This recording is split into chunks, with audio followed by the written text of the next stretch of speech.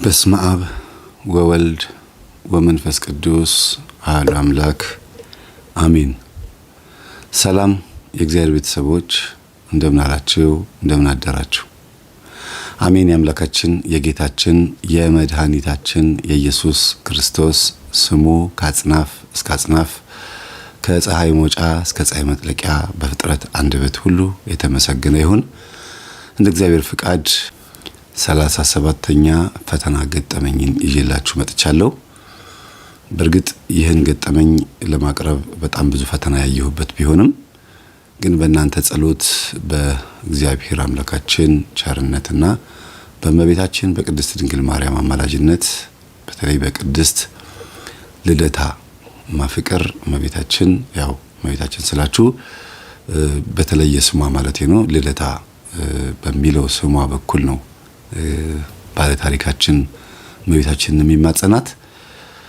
እንዲሁም ሁለት ናቸው የገጠመኞቹ ባለ ታሪኮች እጅግ በጣም ብዙ ትምህርት የምትማሩበት ቀጥታ ለሚመለከታቸው ሰዎች ሼር አድርጋችሁ ወይም ዳውንሎድ አድርጋችሁ ቆርጣችሁ በቲክቶክም በምንም ለብዙ ሰዎች የምታስተላልፉበት ቢሆን ደስ ይለኛል። እንግዲህ በቲክቶክ ላይ ልቀቁ ካልኳችሁ በኋላ በተመልካች ደረጃ ጨምሯል። እንዲሁም በአመለካከትና በሚለወጡ ሰዎች ደረጃ በጣም ብዙ ነገሮችን እያየሁኝ ነው።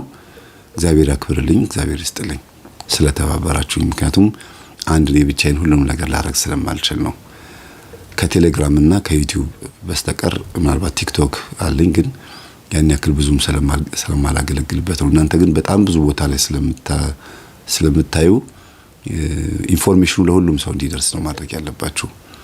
ዛሬ እንግዲህ በዛውም ተአምርም ነው የምንናገረው። ስዕለትና ተአምራትም ያለበትም ይመስላል። ገጠመኝም ነው። የሚገርሙ ነገሮችም አሉበት። ትንሽ ቆምጨጭ ያለ ጨከን ብላችሁ የምትሰሙበት ይሄ ያለ አይደለ ቻል አድርጋችሁ የምትሰሙበትም ነው። ግን ብዙም አላስረዝመው። ለምን ካስረዘምኩት ዋናውን ሐሳብ ዋናውን ቁም ነገር ታጡታላችሁ ስለማስብ ነው። ዋናው ታሪክ የሚጀምረው ከዘፋኝነት ህይወት ነው። ዘፋኞች ናቸው፣ ድምጻውያን። ያው በርዕሱ ላይ እንዳያችሁት ድምጻውያን እጅግ በጣም ብዙ ሰዎች ፊት ይቀርባሉ። በጣም ብዙ ህዝቦች ፊት ስለሚቀርቡ የሚገጥማቸው ፈተናም በጣም የዛን ያክል ነው። ደስተኞች ሆነው የሚኖሩ ይመስለናል። ደስተኞች ሆነው የሚኖሩም ይመስላቸዋል እነሱ ራሳቸው። ችግር እንዳለባቸው የማያውቁም አሉ። አንተ እኮ ይሄ ችግር አለብህ ተብሎ ሲነገረው ችግር አለብህ ብሎ የተናገረው ሰውዬ ከምን አንፃር እንደተናገረው ሳያውቁ ችግር ያለብህ ራስህ ነው፣ ምንም ችግር የለብኝም፣ ሂድ ራስህ መርምር፣ ራስህን አጽዳ፣ ሂድ ራስህ ታከም ይላሉ። ያየበትን መነጽር ለማየት አይሞክሩም። ወይም ይሄ እኮ ያንተ ችግር ነው፣ እንዲህ አይነት ቦታ ስትሰራ ይሄ ነገር ገጥሞህ ሊሆን ይችላል ሲባል አይ እኔ ምንም አልሆንኩም እስከዛሬ ይላል። ከዚህ በፊት እንደነገርኳችሁ በስጋዊ እይታ እንኳን የተክለ ሃይማኖት አጠቃላይ ሆስፒታል ማስታወቂያ አይቼ ነበር አንድ ጊዜ፣ ትዝ ይለኛል። ቆይቷል፣ በፊት ነው። ማስታወቂያ ሲለቅ ምን አለ? በሽታ ባይኖርባችሁም ወይም ባትታመሙ መታችሁ ተመርመሩ፣ ለማንኛውም ለአጠቃላይ ጥቅም አለው፣ አንድ በሽታ አይጠፋም ማለት። በእርግጥም ስጋ ብዙ አይነት ነገር ስለሚያግበሰብስ በመብላትም በመጠጣትም 80 እና 90% በመብላትና በመጠጣት በኩል ነው በሽታ የሚመጣው። የተቀረው ያው በዝሙት አላስፈላጊ ያልባሌ ቦታ በመገኘት በምናምን ብዙ በሽታዎች ይመጣሉ። ዝሙት ደግሞ የነፍስም የስጋም በሽታ ነው። ግን በየቀኑ የምንመገብ ሰዎች ስለሆንን 80 እና 90% በሽታ ወደ ሰውነታችን የመግባት እድል ይኖረዋል። ወደ ነፍሳችን ደግሞ ሐሳብ ስንመጣ በአመለካከት በኩል በጆሮአችን በአይናችን በኩል የሚገባው በሽታ የነፍሳችን በሽታ አብዛኛውን በመስማትና በማየት የሚገባው በሽታ የነፍስ በሽታ ገዳይ በሽታ ነው። ቀስ እያለ እያነቀ እየገረገረ እየገዘገዘ የሚገድል በሽታ ነው። ስለዚህ ይሄንን በሽታ ለማስወገድ ሁለት መፍትሄ አለ። አንደኛ መስማትና ማዳመጥ፣ ሁለተኛ ነገር ደግሞ ያው መስማትና ማዳመጥ ራስንም መስማት ሰውንም መስማት ያስፈልጋል። ሁለተኛ ነገር እርምጃ መውሰድ፣ በሽታ አለብኝ ወይም ሊኖርብኝ ይችላል ብሎ ወደ እርምጃ መግባት። ዝም ብሎ አውቆ መቀመጥ ጥቅም የለውም። እርምጃ ያስፈልጋል። ዘፋኙ በህዝብ ፊት በመቅረቡ እጅግ በጣም ብዙ አድናቂዎች አግኝቷል። የክለብ ዘፋኞች ደግሞ ማታ ማታ ታውቃላችሁ ምንም እንኳን በህዝብ ፊት ታዋቂ ባይሆኑም የክለብ ዘፈን የሚዘፍኑ ሰዎች ከመጠጥ ጋር ከስካር ጋር ከተለያየ አይነት ችግሮች ጋር በተገናኘ እንዲያውም ትናንትና የማማከር አገልግሎት በምሰጥበት ሰዓት እንዲህ አይነት ችግር ያለባቸው ቤተሰቦችን አግኝቼ ነበርና ማጋጣሚ ይሄን በማቀርብበት ጊዜ መምጣታቸውም ገርሞኛል። እና ከውበት ከመልክ ጋር በተገናኘ ከፍጥነት ከማንነት ጋር በተገናኘ በጣም ብዙ ተስፋ የሚያስቆርጡ ነገሮችን በአንዲት ጊዜ በአጭር ጊዜ ገንዘብ ማግኘት የሚቻልበት ሙያ ነው ወይ ዘፋኝነት ወይ መድረክ ፊት መገኘት። ውበት ካለ ፍጥነት ችሎታ ካለ በአንድ ጊዜ ማንም ሰው ያላገኘውን ገንዘብ ማግኘት ይቻላል። በተለይ ሴትነት ደግሞ ካለ በጣም ከባድ ነው። የዛን ያክል ነው። የመበላት የመቀማት አቅማቸው በጣም ሰፊ ነው። ምን እንደማወራ ስለምትረዱኝ በተለይ ባለሙያዎቹ ሜቢ ትንሽ የምታግዙኝ ይሄ ነገር እውነት ነው ብላችሁ እንድታስቡ የሚያደርግ ነገር ስላለ በደንብ አዳምጡኝ። ዘፋኙ ለድምጽ ብሎ በተለያየ አይነት መንገድ ድምጹን ይሞርድ ነበር። እሱም ወደ ተራራ እየወጣ ወይም ወደ መናፈሻዎች ቦታ እየሄደ በከፍተኛ ጩኸት በመጮህ ጉሮሮን ለመሞረድ ይሞክራል። ጮክ ብሎ ለመዝፈን ይሞክራል። የታፈነ ነገር ውስጥ ገብቶ በብርድ ልብስም በምንም ተሸፍኖ ድምጹን ጎልቶ እንዳይወጣ ማለት ነው። ግራውንድ ቤት ያላቸው ደግሞ ጓደኞች አሉት በሰፈር ውስጥ ታች ገብቶ ለመዝፈን ይሞክራልና እንዲህ አይነት ነገሮችን ያደረገ ድምጹን ሲሞርድ ቆይቶ በጣም አሪፍ ድምጽ ነው ያለው። ከድምጽ አንፃር ነው የምላችሁና በጣም በተደጋጋሚ ድምጹን በጩኸት ስለሞረደው ማይነር እና ሜጀር የሚባሉት ድምጾች እንደፈለገ ነው የሚያጫውታቸው። የዚሁ ጓደኛ ደግሞ እጅግ በጣም ቆንጆ ድምጽ አለው፣ ግን ተፈጥሯዊ ድምጹ ነው። ወደ መድረክ በሚወጣበት ሰዓት ግን አይነ ጥላ ትሁን ምን ትሁን መጀመሪያ በማይታወቅ መንገድ እክል ይገጥመው ነበር። ይደነቃቀፋል፣ ቃላት ይጠፋበታል፣ ድምጽ ማነው ግጥም ይጠፋበታል፣ መሳሪያ ይቆማል፣ ማይክሮፎን እንደዚህ ነገሮች የመደነባበር ነገሮች አሉ። ከዛ ጎን ለጎን ተበሳጭቶ ተናዶ የሚወጣበት ነገር አያጣም፣ ስሜቱን የሚጎዳ ነገር ብቻ። እንደዛም ሆኖ ይሰራል ናይት ክለብ። ጓደኛዋቾች ናቸው የዚሁ ጓደኛው። ከዚህ በፊት የዛሬ 2 ዓመት እንደዚህ ነገር አቅርቤላችሁ ነበር። በሴትና በወንድ በኩል በማይክሮፎን ላይ ድግምት ተደግሞ እንዴት አርጎ ስራ ሲሰሩ እንደነበረ።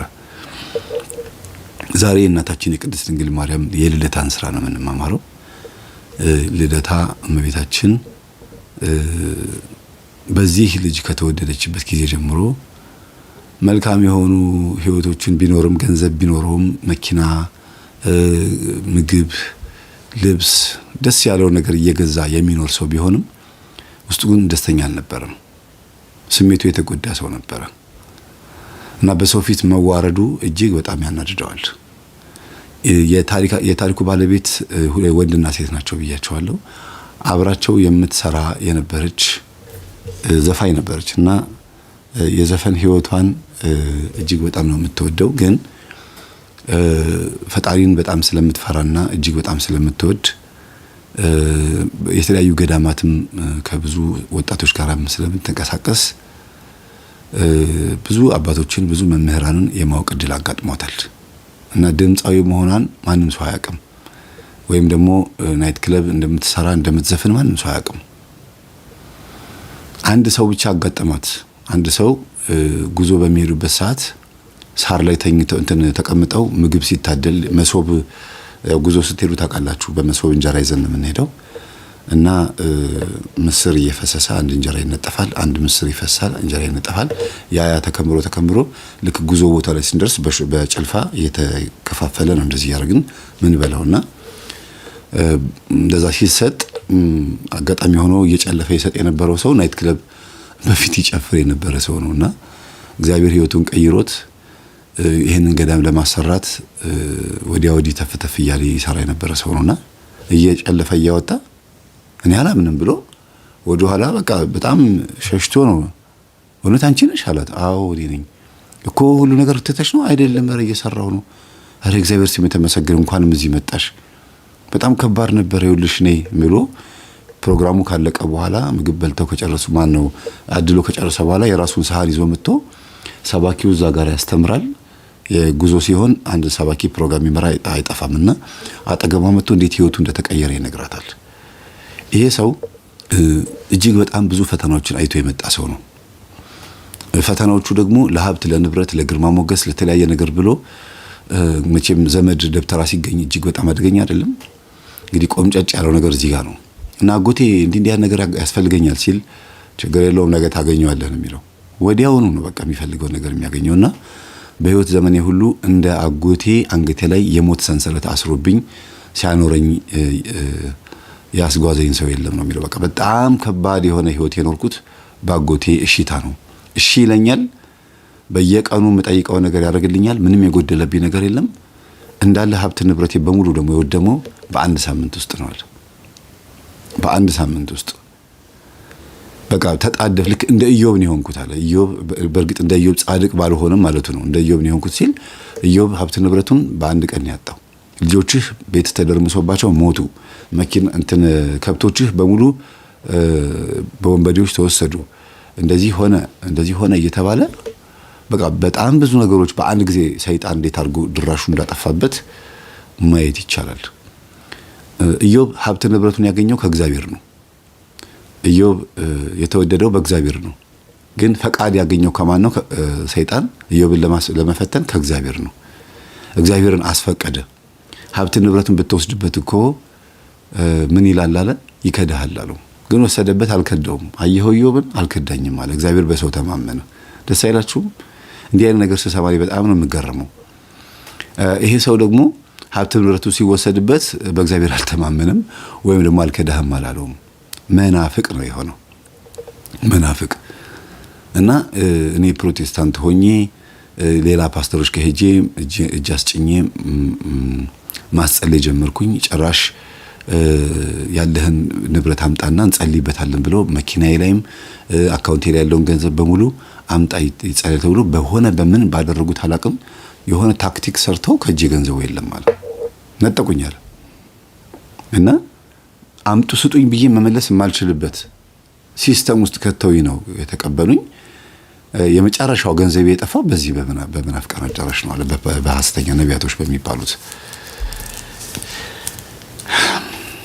እና ቤተሰቦቼ ይሄ ሰው የሚነግራት ነገር በሙሉ ሰምታ እንትን ማለት አልቻለችም፣ መቋቋም አልቻለችም፣ ወይም ደግሞ ዝም ማለት አልቻለችም። ትጠይቀዋለች። እውነትህን ነው እንዴት እንደዚህ እንዴ ያ ሁሉ እኛ ስንዘፍን ብር እያወጣህ እንዲህ ስትበትን የነበርክ ሰው እያልነበርክ እንዴ? እንደገና እያመጣ ግንባሬ ላይ በአንድ ጊዜ 1000 ብር ነበር እንደዚህ ግንባሩ ላይ ይለጥፋል። ግንባሯን የነካው ብር ብቻ ነው ተጣብቆ የሚቀረው። የተቀሩት ብሮች ይበተናሉ። እዚህ ውስጥ ይከትላታል። አንዴ ስታወጣው ብዙ ሰዎች ቢሸልሟት እንኳን እጥፍ ሆኖ የሚገኝ ገንዘብ ነው የምታገኘው ሽልማት። ቢያንስ ባለ 200 ብር ባለ 100 ብር በጣም በዛ ያሉ ብሮች በትንሹ 2000 ብር በዛ ካለ ደግሞ 4000 ብር ደረቴ ውስጥ ማገኘውና ሰውየውን ለየውት ከሽልማቱ ብዛት የተነሳ ነው የምትለው። እና ይሄ ሰው እንደዚህ አይነት ሰው ነበረ። በምን ዘፍንበት ሰዓት አንድ ቀን ሳይሸልመን ብር ሳይበትን ወጥቶ አያውቅም። እና ምን አይነት ገንዘብ ቢያገኝ ነው? ወይ የውርስ ገንዘብ ነው ወይ ደግሞ በጣም ከሚገባው በላይ ኃይለኛ ውስጥ ብሶት ውስጥ ያሉ ሰዎች እያወጡ ይበትናሉ። ወይም ትሞታለህ ተብሎ የተነገራቸው እንግዲህ እነሱ ከልምድ ነው እንደዚህ የሚናገሩት። ትሞታለህ፣ ጨፍር፣ ብላ፣ ጠጣ፣ በቃ እስክትሞት ድረስ ተደሰት የተባሉ ሰዎችም መጥተው እንደዚህ ያደርጋሉ። ሌላው በቀን ከፍተኛ ገቢ ያላቸው ሰዎች እንዲህ ያደርጋሉ ነው የምትለው። እና ገርሟት እንደዚህ መቀየሩም ገርሟታል። በዛ ላይ ደግሞ የሚናገረው ታሪክም የድብትርና አሰራር መሆኑ ስታቅ እና ታዲያ መጨረሻ እንዴት ሆንክ አለችው። ከፕሮቴስታንቶቹም ወጣሁ ከኦርቶዶክስም ወጣሁና የሰይጣን ማህበርተኞች አባል ለመሆን ቁርጥ ውሳኔ ወሰንኩ አለ። ምክንያቱም በአቋራጭ ገንዘብ የሚገኝበት ቢኖር እዛ ነው አለ። ደግሞ ያኔ ማስታወቂያ የተጀመረበት የተለቀቀበት ጊዜ ነበርና ማስታወቂያው ምን ይላል?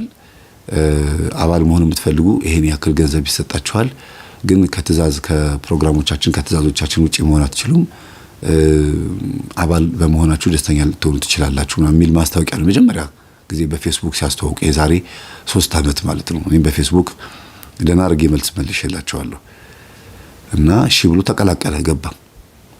ከተቀላቀለ በኋላ ግን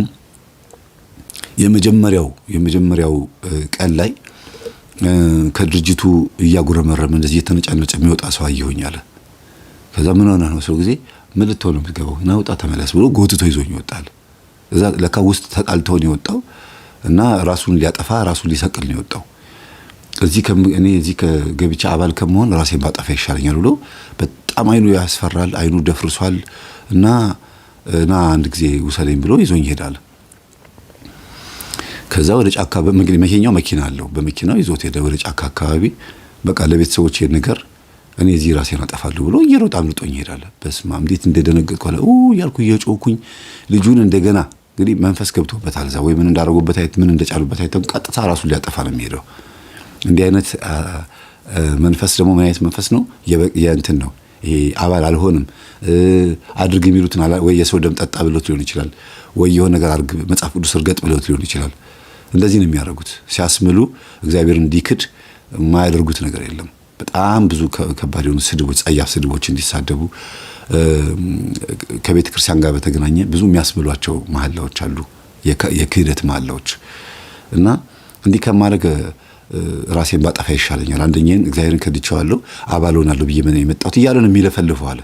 እየለፈለፍን በመኪና ውስጥ አያዋራኝ። እኔ እሱ ይለፈልፋል፣ እኔ አይዞህ ችግር የለውም ሰው ጊዜ ምን ይለፈልፋል። ይሄ ደግሞ እንዳበደ ሰው ነው የሚሆነው። ቅሽቅሽ አድርጎታል አለ። አመለጠኝ፣ ወዴት እንደሄደ አላውቅም፣ ገደል ይግባ ምን ውስጥ ይግባ ምንም የማውቀው ነገር የለም አለ።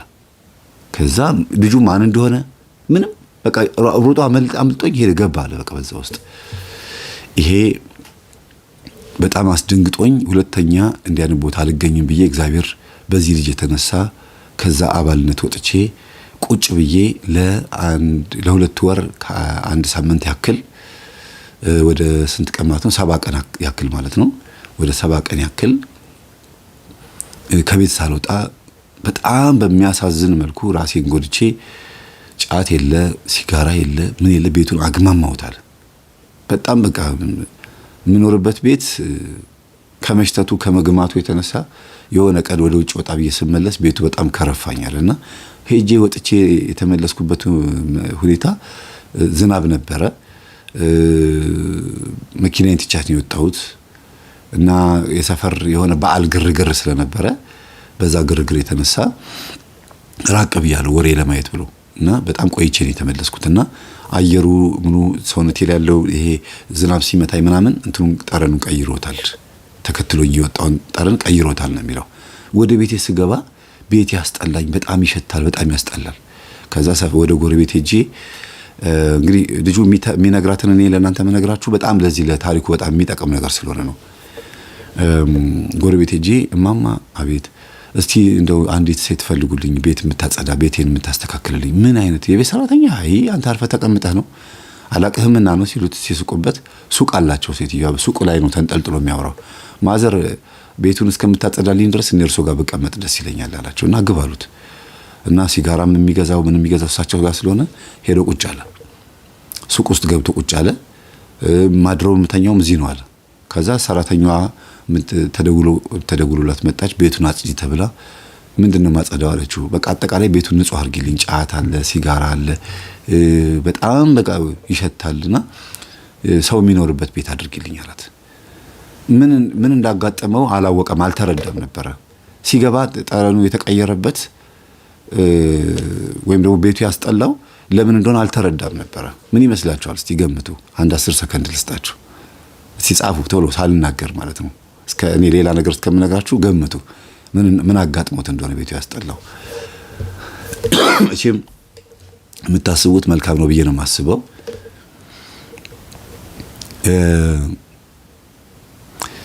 ከእኚህ እናት ጋር ቁጭ ብሎ ሲያወራ የኔ ልጅ አሉት።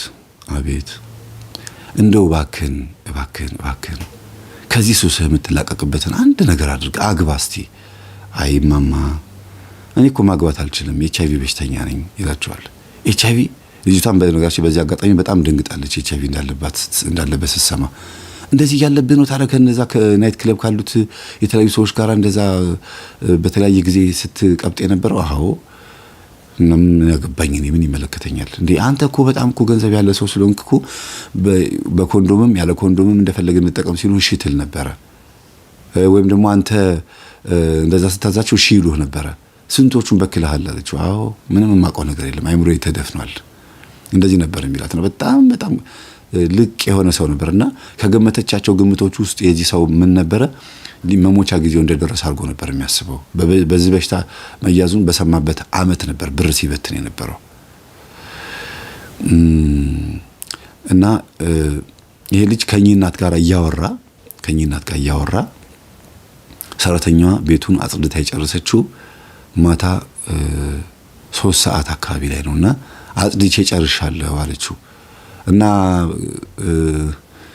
ወደ ቤት ገብቼ መተኛት አልፈልግም፣ አሁን ከማማ ጋር እዚህ እያስተማሩኝ ነው፣ እኔ ሱቁን እጠብቃለሁ፣ ሲጋራ ካማረኝም እያነሳሁኝ ሲጋራ ጨሳለሁ፣ ቤቱን ግን በእናትህ ድጋሚ በሲጋራ እንዳትበክለው፣ በቃ እኔ ጥሩ አድርጌ ጠረኑን ቀይሬ ይላል። በምን በቃ ስትገባ ታየዋለህ አለችው። እና እኚህ እናት ያስተማሩት ትምህርት ምንድነው? እባክህ እንደው አግባ የሚሉትን ነገር ያው ኤችአይቪ ቢኖርብህም ማግባት ትችላለህ፣ አንተን የምትመስልህን ፈልገህ አግባ፣ ተስፋ አትቁረጥ። በኤችአይቪ በሽታ ውስጥ ያሉ ሰዎች 20 ዓመትም 15 ዓመትም በሽታውን እየተንከባከቡት ኖረዋል እና የቀሪ እድሜህን ከእግዚአብሔር ጋር ብትኖር ይሻላል ብለው ተስፋ ትንሽ ሰጡት። ያቺ ተስፋ የምን ተስፋ ናት? ኤችአይቪ በሽታ ቢኖርብህም ጤነኛ ልጅ መውለድ ይቻላል። እኔ ማቃት ልጅ ሴትየዋ ልጅ አንተ ባጠፋው ጥፋት ልጅ አይቀጣም፣ ጤነኛ ልጅ መውለድ ትችላለህ። ሌላው ደግሞ 20 ዓመትና 15 ዓመት የኖሩ ሰዎች አሉ አገናኛለሁ ብለው እንዴት መኖር እንደሚቻል እንዲያስተምሩት ሲመክሩት ትንሽም ቢሆን ተስፋ አገኘ። ለምን በቃ በ1 ዓመት በ2 ዓመት ውስጥ የሚሞት ነበር የመሰለው።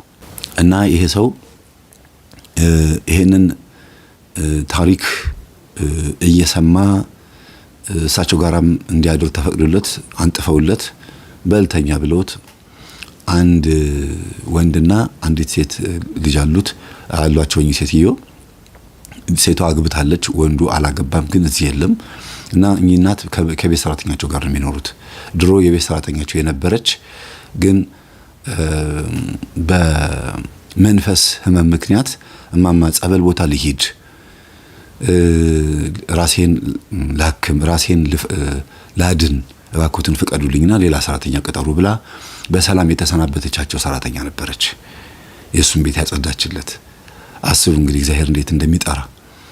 ከዛ ቤቱን ስታጸዳለት ቤቱን አጽድታ ከጨረሰች በኋላ የቅዱስ ሩፋኤል ጸበልና የእናታችን የቅድስት ልደታ ጸበል ነበር የረጨችው፣ ቤቱን ማለት ነው ያስተካከለችው። እጣን አጨሰች። እጣን ያጨሰችው ደግሞ አንድ አባት ከገዳም ያመጣሁት እጣን ነው፣ በጣም በጣም ፍቱን ነው፣ ይሄን አጭሹ፣ ብዙ አባቶች ጸሎት ያደረጉበት እጣን ነው ብለው ይሰጧታል። ያቺ በፌስታል ቋጥራለች እና በጣም ነው የምትወዳቸው፣ ጸሎተኛ ናቸው። እንዶ ጸልዩልኝ ብላ አብራቸው በርከክ ብላ እጃቸውን ሲዘርጉ ከኋላቸው እጇን ዘርግታ ጸልዩልኝ ሲባሉኝ አባት ተንበርክከው ነው የሚጸልዩት አለች። እንዴት የተባረኩ አባት ናቸው!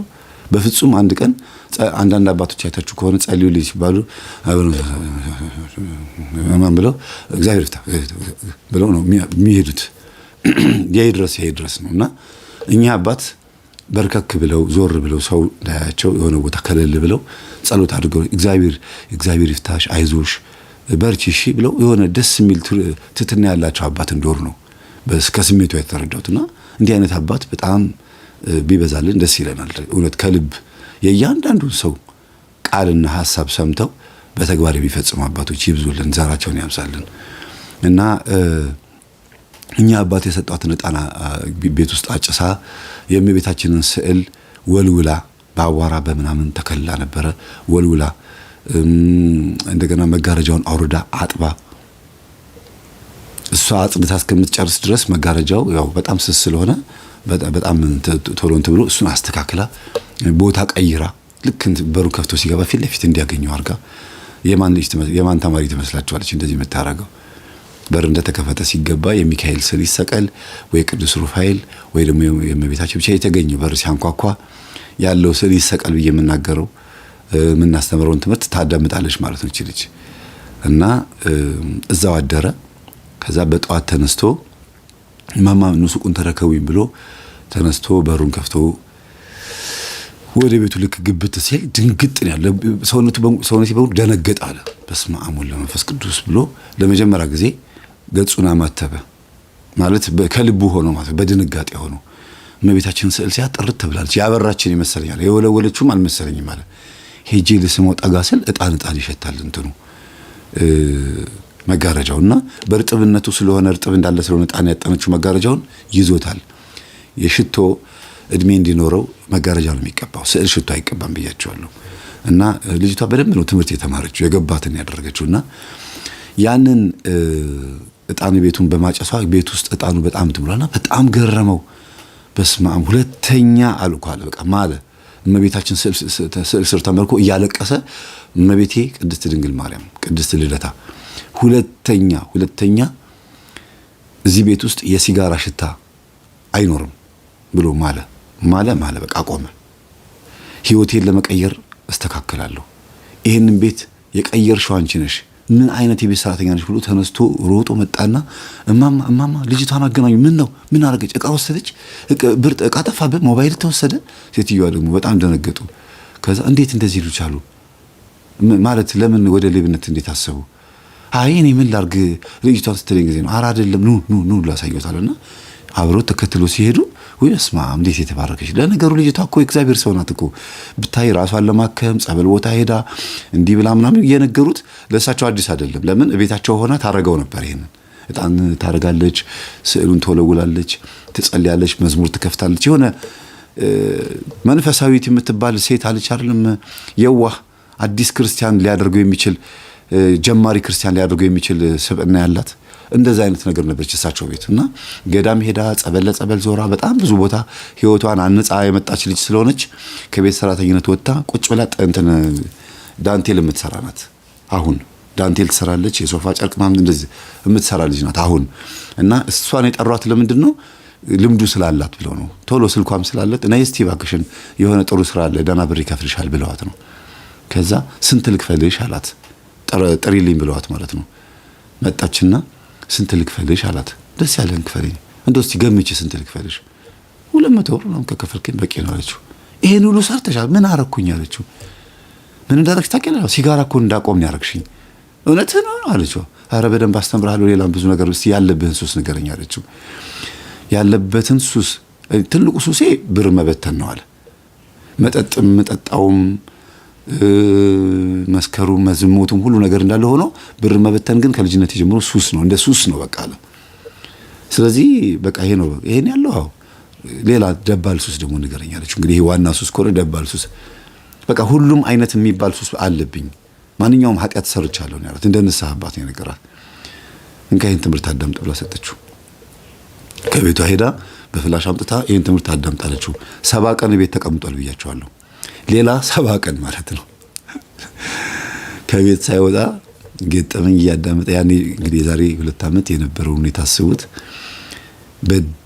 በደንብ እያዳመጠ ህይወቱን ቀይሮ አጎቱ የሚባለውን ደብተራውን ዘመዱ ማለት ነው ሄዶ ሙልጭ አድርጎ እስከ መስደብ ስላችሁ መዝለፍ ምናምን ሳይሆን አንተ ሰይጣንን ነው የምታመልከው፣ ይሄን አርግልኝ ስለ ሰይጣን ነበር የምትልክብኝ፣ ይሄን ትምህርትን ካዳምጥ ብሎ እንደ ጀማሪ ክርስቲያን ስሜታዊ ሆኖ በጣም ብዙ ነገር ተናገረው። አጎቱም ደነገጠ እና ድጋሚ ብትልክብኝ ግን በመድረክ ላይ በአደባባይ ነው በእውነት ትምህርት ሰምቻለሁ የሆነ ነገር አረጋለሁ ብትል በቃ እኔ እንዲህ አርጎ ያጎቴ መንፈስ ልኮ እንዲህ አርጎ ብዬ ነው የምናገርብሃለሁ።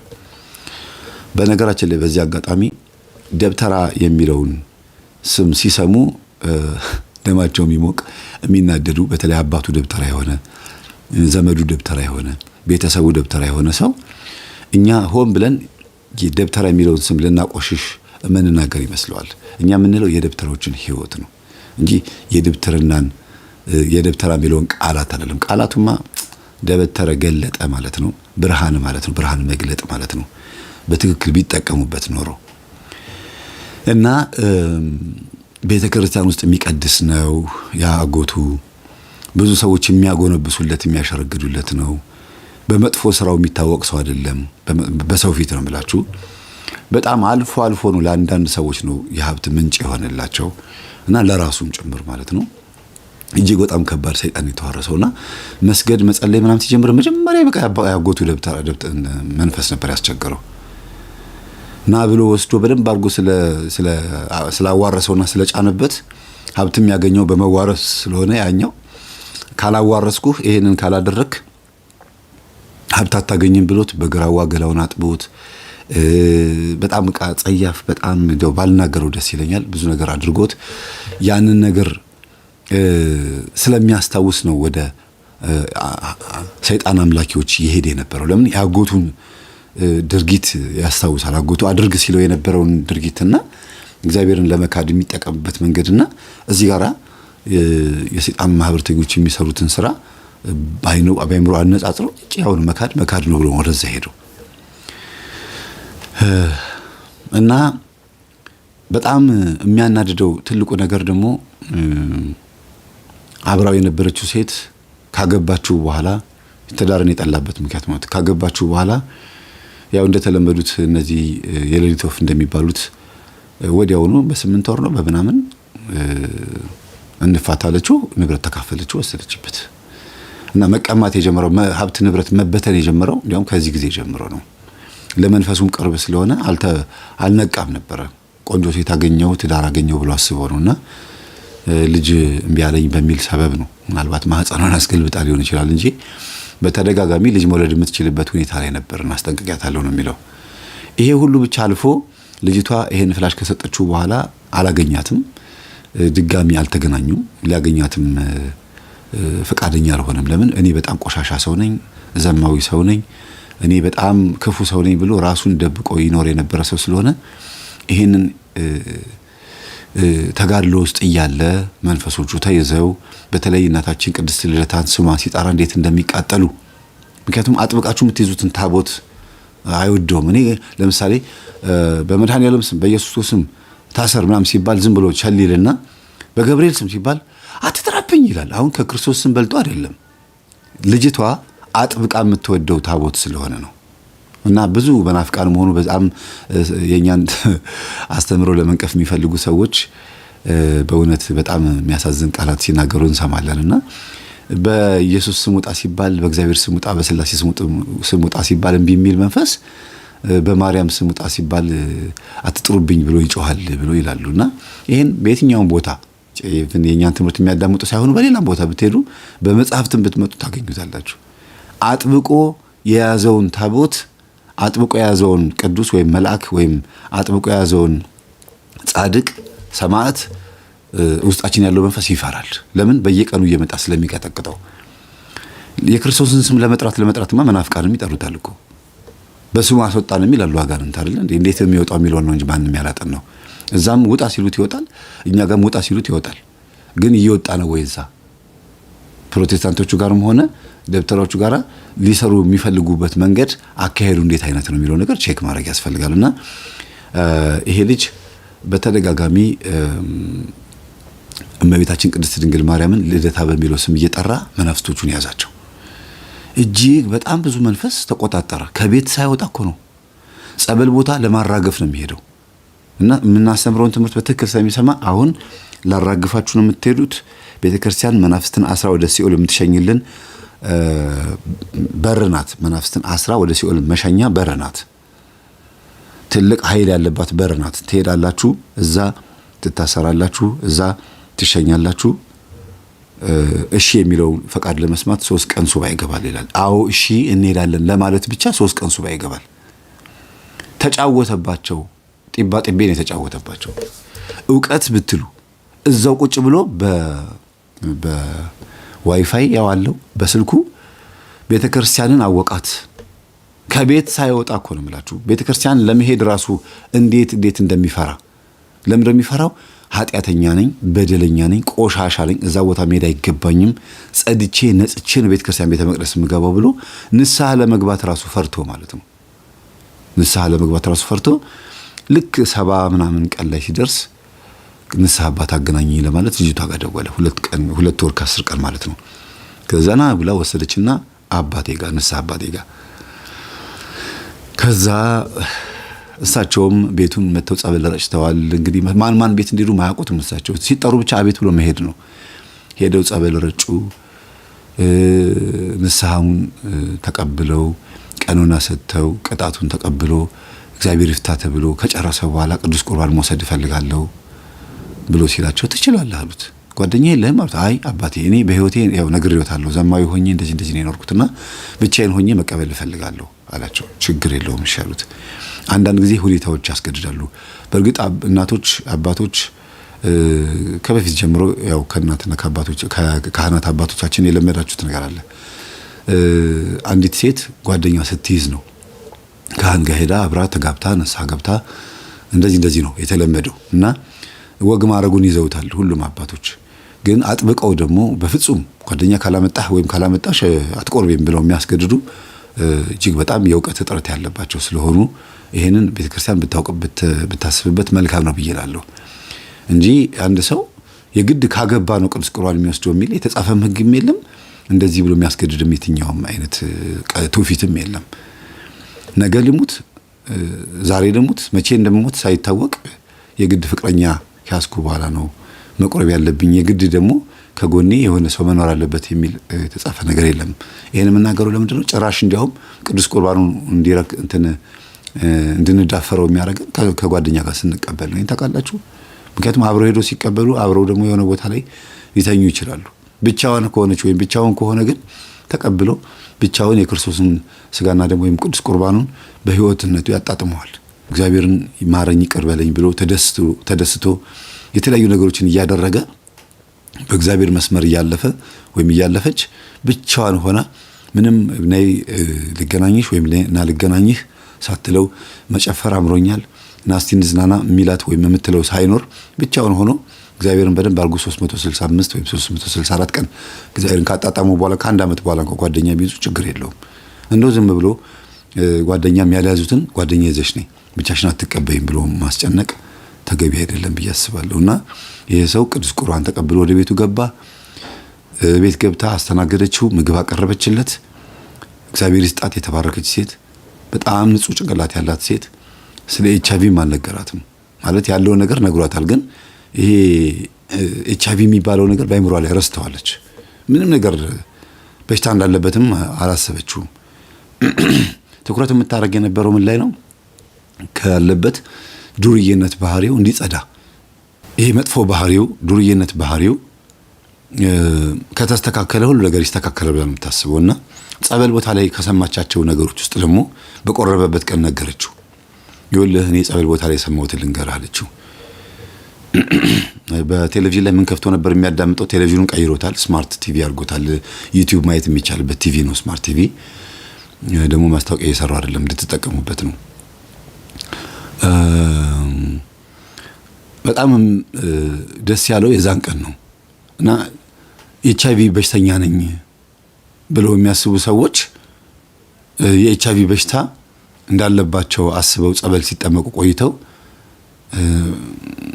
እኔ ነኝ ኤችአይቪ በሽታ የሆንኩበት ብሎ መንፈሱ ሲጮህ መንፈሱ ከተያዘ ከተሸኘላቸው በኋላ ሄደው ሲመረመሩ ነፃ ሆኖ ተገኝተዋል አለችው እንግዲህ እንደ ተአምርም ያረጋዋል ያልኳችሁ ገጠመኙ ይሄንን ነው እና በእውነት በቃ እንትን ማለት አልቻለም በእናትሽ ሄጃው ልመርመር አለ በቆረብክበት ቀን ደም አይሰጥም ከሳምንት በኋላ ነው ደም የምትሰጠው ተረጋጋ እግዚአብሔር ምስክሬ ነው የምትወዳት ቅድስት ልደታ ካለብህ በሽታ ትፈውሳለች ብዬ እርግጠኛ ነኝ አለችው እንዴት እርግጠኛ ሆንሽ በህልሜ አይቻለሁ ልጅቷ ድርቃለች በቃ በህልሟ አይታለች እና ይሄን ነገር ምነግርህ ዝም ብዬ አይደለም ከኤችአይቪ በሽታ ነፃ እንደምትሆን እርግጠኛ ሆኜ ቀጣይ ህይወት እንዴት እንደምትኖር ልንገር አለችው ከዛ ደነገጠ የምርሽን ነው እንደምድን ተስፋ አድርገሽ ከዚህ በሽታ እንደምጸዳ ተስፋ አድርገሽ ነው ቀጣይ ህይወቴ እንዴት እንደምኖር የምትነግሪኝ አላት አዎ እውነት ከበሽታው ንጹህ ኮንኩኝ አንቺ ነብይት ነሽ አላት። እኔ ነብይ አይደለሁም ህልም ነው ከህልም ነው የምነግርህ እኔ ህልሜን አምነዋለሁ አለች። እንዴት ነው ህልም የሚታመነው እንዴ?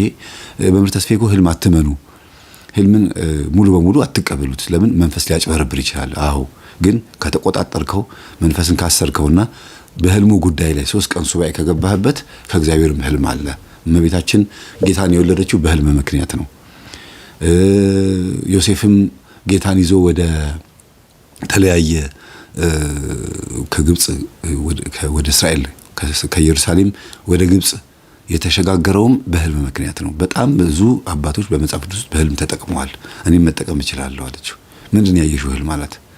ያየሁት ከሰውነትህ ላይ በጣም ጥቋቁር ጉንዳኖች ስታራግፍ፣ ጥቋቁር ጉንዳኖች እንደዚህ ያርክ ስታራግፍ ነው ያየሁህ። ስለዚህ መናፍስቶች ብቻ አይደለም የተወገዱልህ፣ መናፍስቶች ይዞት የመጡትን በሽታ ጭምር ነው የተወገደው። እና ከሰውነትህ ላይ በሽታ ሲታጠብ ነው ያየሁት። ገላህን ስትታጠብ ነው ያየሁህ። ይሄ ገላህን ደግሞ የምትታጠበው እጅግ በጣም በሚያምር ወርቃማ በሆነ ውሃ ነው። ይሄ ደግሞ የክርስቶስ ሥጋና ደም ነው። ስለዚህ የክርስቶስ ሥጋና ደም በሽታህን አስወግዶልሃል። ከዚህ በኋላ ግን አግብተህ ነው መኖር ያለብህ እና አግብተህ እግዚአብሔርን ቀርበህ ልጅ ወልደህ ምስክርነትህ መስጠት አለብህ ትላለች። ካገባውም አንቺን ነው የማገባው አላት። አይ እኔ ፍቅረኛ አለኝ፣ እኔ ጓደኛ አለኝ፣ የራሴ የሆነ ኑሮ አለኝ አለችው። እውነትሽን ነው አላት። በጣም ደነገጠ እና ጓደኛ እያለሽ ነው እዚህ እኔን እንደዚህ የምታገኝ? አንድ ቀንም ይሄን ነገር ስታወሪኝ ሰምቼሻለሁ እኮ። ለምን እነግርሃለሁ? ሳትጠይቀኝ ለምን እነግርሃለሁ? አሁን ስለጠየቅከኝ ነው። ስለዚህ አንተ ህይወትን ማስተካከል አለብህ። ጓደኛዬን አስተዋውቅሃለሁ፣ ከዛ በኋላ ከእሷ ጋር ትቀጥላለህ፣ ታገባለህ፣ የኔ ጓደኛ እመጣልሃለሁ አለችው። ጥሩ፣ እኔ ግን ከአንቺ ጋር ነበረ ፍቅር ያዘኝ ምናምን ብሎ በጣም ከፋው በዛ በቆረበበት ቀን እና ውስጤ በጣም ተጎዳ አለ። የክርስቶስ ሥጋና ደም ተቀብሎ ማዘን አይገባም። ዘላለም ህይወትን ተቀብለሃል። ክርስቶስ ሥጋና ደም ከተቀበሉ በኋላ ደግሞ አልጸዳሁም፣ አልነጻሁም፣ አልዳንኩም አይባልም ብላ የምታውቃቸውን ትምህርቶች በሙሉ ስትነግረው አይ ሰምቻለሁ፣ ይሄን ሁሉ ትምህርቶቹ ላይ ሰምቻለሁ። እሺ ለማንኛውም በቃ መምህር ተስፋዬን አሁን ማግኘት ትፈልጋለሁ አለችው። ስትደውልልኝ ወዲያው ስልኩን ባነሳውስ እንደ አጋጣሚ ሆኖ አሁንም ስልኩ እየጠራ ነው። እንግዲህ የምትደውሉ ሰዎች ስልካችሁ ይጠራል፣ ግን እያስተማርኩ ስለሆነ ምንም ማድረግ አልችልም። እና ስልኩን ሳነሳው መምህር ተስፋዬ ዛሬ እንደዚህ የቆረበ ሰው አለ ትምህርትህን ሰምቶ። ወይ ደስ ሲል። የት አካባቢ ነው? ወይ ከቤታችን እኮ ጓሮ ነው። በጣም ደስ አለኝ፣ እንደነገጥኩኝ። ካለሁበት ቤት አጠገብ ነው። ከዛ ወይ ና በስመ አብ ወወልድ ወመንፈስ ቅዱስ እዚህ አካባቢ ነው እንዴ አለችኝ። አዎ እዛ አካባቢ ነው ያለሁት። ከዛ በጣም ደስ ብሏት ወጣ ተቀበለችኝ። አገኘኋት። መምህር አንድ ነገር ልንገር ብላ አንድ ነገር ሹክ አለችኝ። አደራ ሚስጥር ነው ስትለኝ እሺ አልኳት። ለእናንተም አልነግራችሁም።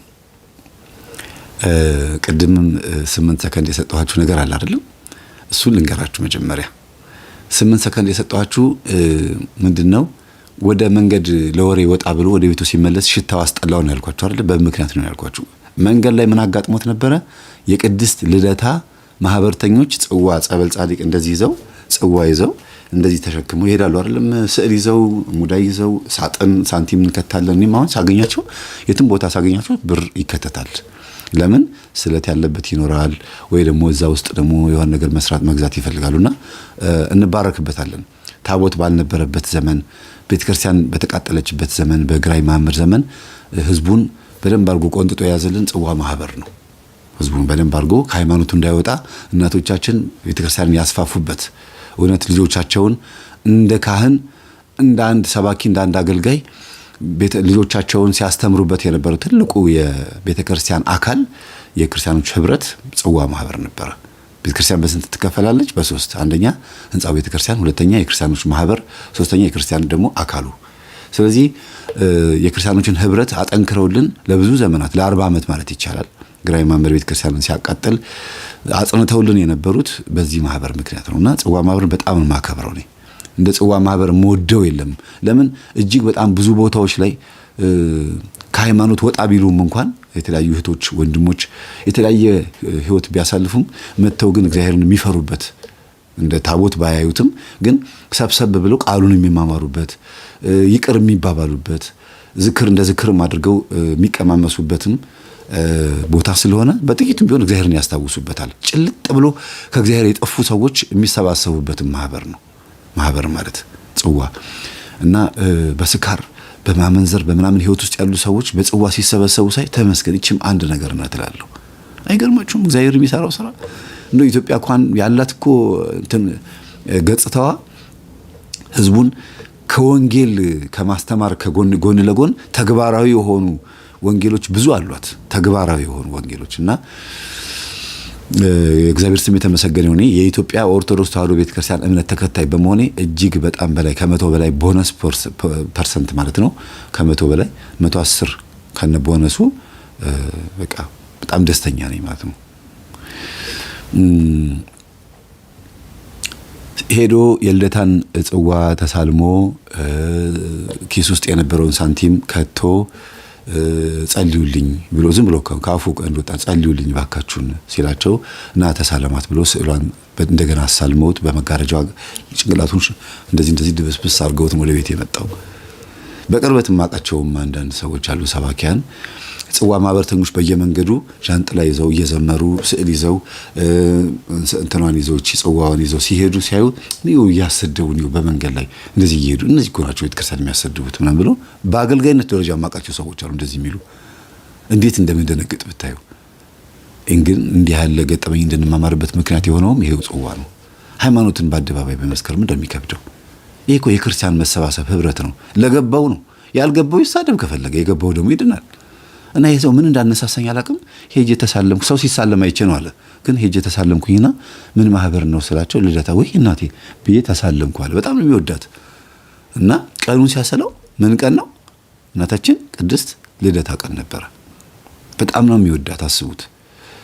እንደገና ደግሞ በለተ ቀኗ ስዕሏን ቤት ሲገባ አስጠላኝ ያለውም ሽታው በዛ በጨርቅ ስለተደባበሰ ስለተሳለመ ጸልዩልኝ ስላላቸው እግዚአብሔር መንፈስ ቅዱስ ላዩ ላይ ያለውን የሆነ ፊቱ ላይ ጋርዶት የነበረውን ብድግ አድርጎለት ለካ ሄዷል።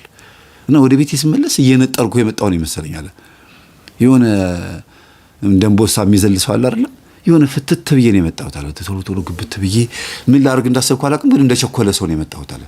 ግብት ስል ጥንብቅ አለኝ አለ ቤቱ። በቃ ያን ነው ቅድም ምን አጋጥሞት ይመስላችኋል ወደ ቤቱ ሲገባ የሸተተው መጥፎ ሽታ የሸተተው ያልኳችሁ ለዚህ ነው። እግዚአብሔር ከኛ ጋር ሲሆን ኃጢአቱ እንደ ኃጢአት ይሸተናል። እግዚአብሔር ከኛ ጋር ከሌለ ግን ኃጢአቱ እንደ ጽድቅ ነው የሚሸተው። እስቲ ይሄን ጻፉት ይሄን ቃላት። እግዚአብሔር ከኛ ጋር ከሆነ ኃጢአት እንደ ኃጢአት ይሸታል። የኃጢአትን ሽታ እናውቀዋለን። እግዚአብሔር ከኛ ጋር ከሌለ ግን ኃጢአት እንደ ጽድቅ ነው የሚሸተን። እና ወደዚህ ስንመጣ ደግሞ በጆሮዬ ሹክ አለችኝ። እሺ አልኳትና በጣም ደስ አለኝ። እውነትሽን አልኳት። አይራ ደስ ይላል። ግብት ስል ማቀው ሰው ነው እንዴ አንተ አልኩት። ምክንያቱም ከቤታችን እሱ እኔ እንደማቀው አያውቅም እንጂ እሱ ያወቀኝ በፍላሽ ነው ወይም በትምህርት ነው። እኔ ግን አውቀዋለሁ። እና ተቀይሮ ተለውጦ ምንጣፍ ሲጎትት ምናምን ነው ማቀው። እንደዚህ ከወጣቶች ጋራ እንደዚህ ቲሸርት ለብሶ የተለያየ ነገር አድርጎ ይሄ ምንድነው የሚባለው ጀማሪ ክርስቲያን ከጳጳስ ይበልጣል የሚባል ነገር አለና ሃይማኖቱን ለማሳወቅ የራሱ የሆነ ቲሸርት ያሳተመ ሰው ነው። ስሜታዊ የሆነ ሰው፣ በጣም ደስ የሚል ሰው ነውና ጎበዝ ነው ደግሞ። እግዚአብሔር ልቡን ከመለሰለትና ራሱን ካወቀበት ጊዜ ጀምሮ የሚያደርጋቸው ነገሮች በሙሉ የሚጠቅሙ ነገሮች ናቸው። ለምን? ገንዘብ አለው። ገንዘብ ያለ ሰው ነው። ብቻውን የሚኖር ሰው እዛ ቤት ውስጥ አስቡት። ትልቅ ቤት እኮ ነው። ወጣትም አትሉትም ሽማግሌም አትሉትም ማከል ላይ ያለ ጎልማሳ ነገር ነውና ለልማት አንደኛ ሆነ። ለቤተክርስቲያን ለመንፈሳዊ ልማት አንደኛ ነው የሚገኘው። እና እኔ ምንጣፍ ሲጎትት ሲሸከም ምናምን ሳየው በጣም ደስ ይለኝ ነበረ። ጥምቀት በሚከበርበት ሰዓት በዚህ ነው የማውቀው። እናንተ ማለት እንደዚህ አዎ ታውቀኛለህ እንዴ አለኝ። አዎ አውቃለሁ እንዴ በጣም ደስ ይላል። እንኳን እግዚአብሔር መለሰ። እንደዚህ ነበርክ እንዴ ስለው ታሪኩን ከነገረኝ በኋላ ማለት ነው። አዎ ይኸውልህ እንደዚህ አይነት ህይወት ነበር የምኖረው ብሎ ታሪኩን እንደገና ዳዲስ ነው ልጅቷ ከነገረችኝ በኋላ ልጅቷ ውጭ አግኝታኝ ነግራኝ እንደገና ደግሞ ተመልሼ ነው ወደ ውስጥ የገባሁትና አሁን ይሄ ሁሉ ከተስተካከለ በኋላ ሁሉ ነገር ካለቀ በኋላ ያቺ ወደ ዘፋኙ ልምጣላችሁ። ዘፋውን የሆነ ሚስጥር ይዤባችኋለሁ። እዚህ ጋር በጆሮዬ ሹክ ያለችኝ ደግሞ ምን እንደሆነ አልነግራችሁም። በኋላ ነው የምነግራችሁ። አንዱን ተአምራት ነግሬያችኋለሁ። እግዚአብሔር እንዴት አድርጎ ስራ እንደሚሰራ ያንን ተአምራት ምንድነው? ሄዶ ስዕሉን ሲሳለም ጽዋው ላይ ሄዶ ከተሳለመ በኋላ ብር ካስገባ በኋላ ቤቱ ሲመጣ እግዚአብሔር እንዲህ ያለ ነገር አድርጎለታል በድንግል ማርያም በኩል። ይሄን አንድ ተአምር ብላችሁ ቁጠሩ። እንደ ትልቅ ተአምር ነው። ሁሉም እንዳለ የተለወጠበት መንገዱ ተአምር ነው።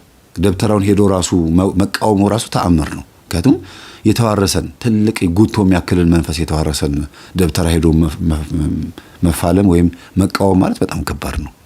በጣም ከባድ። እኔ ራሴ እንኳን አልቻልኩትም። በጣም ከባድ ነው። የሚላከውን መንፈስ መቋቋም ራሱ አቅቶኛል። እኔ ያቃተኝ ስላችሁ ምንድነው በየቀኑ ከማስተምረው አንፃር የሚደርስብኝ ነገር ማንም ሰው አይረዳውም።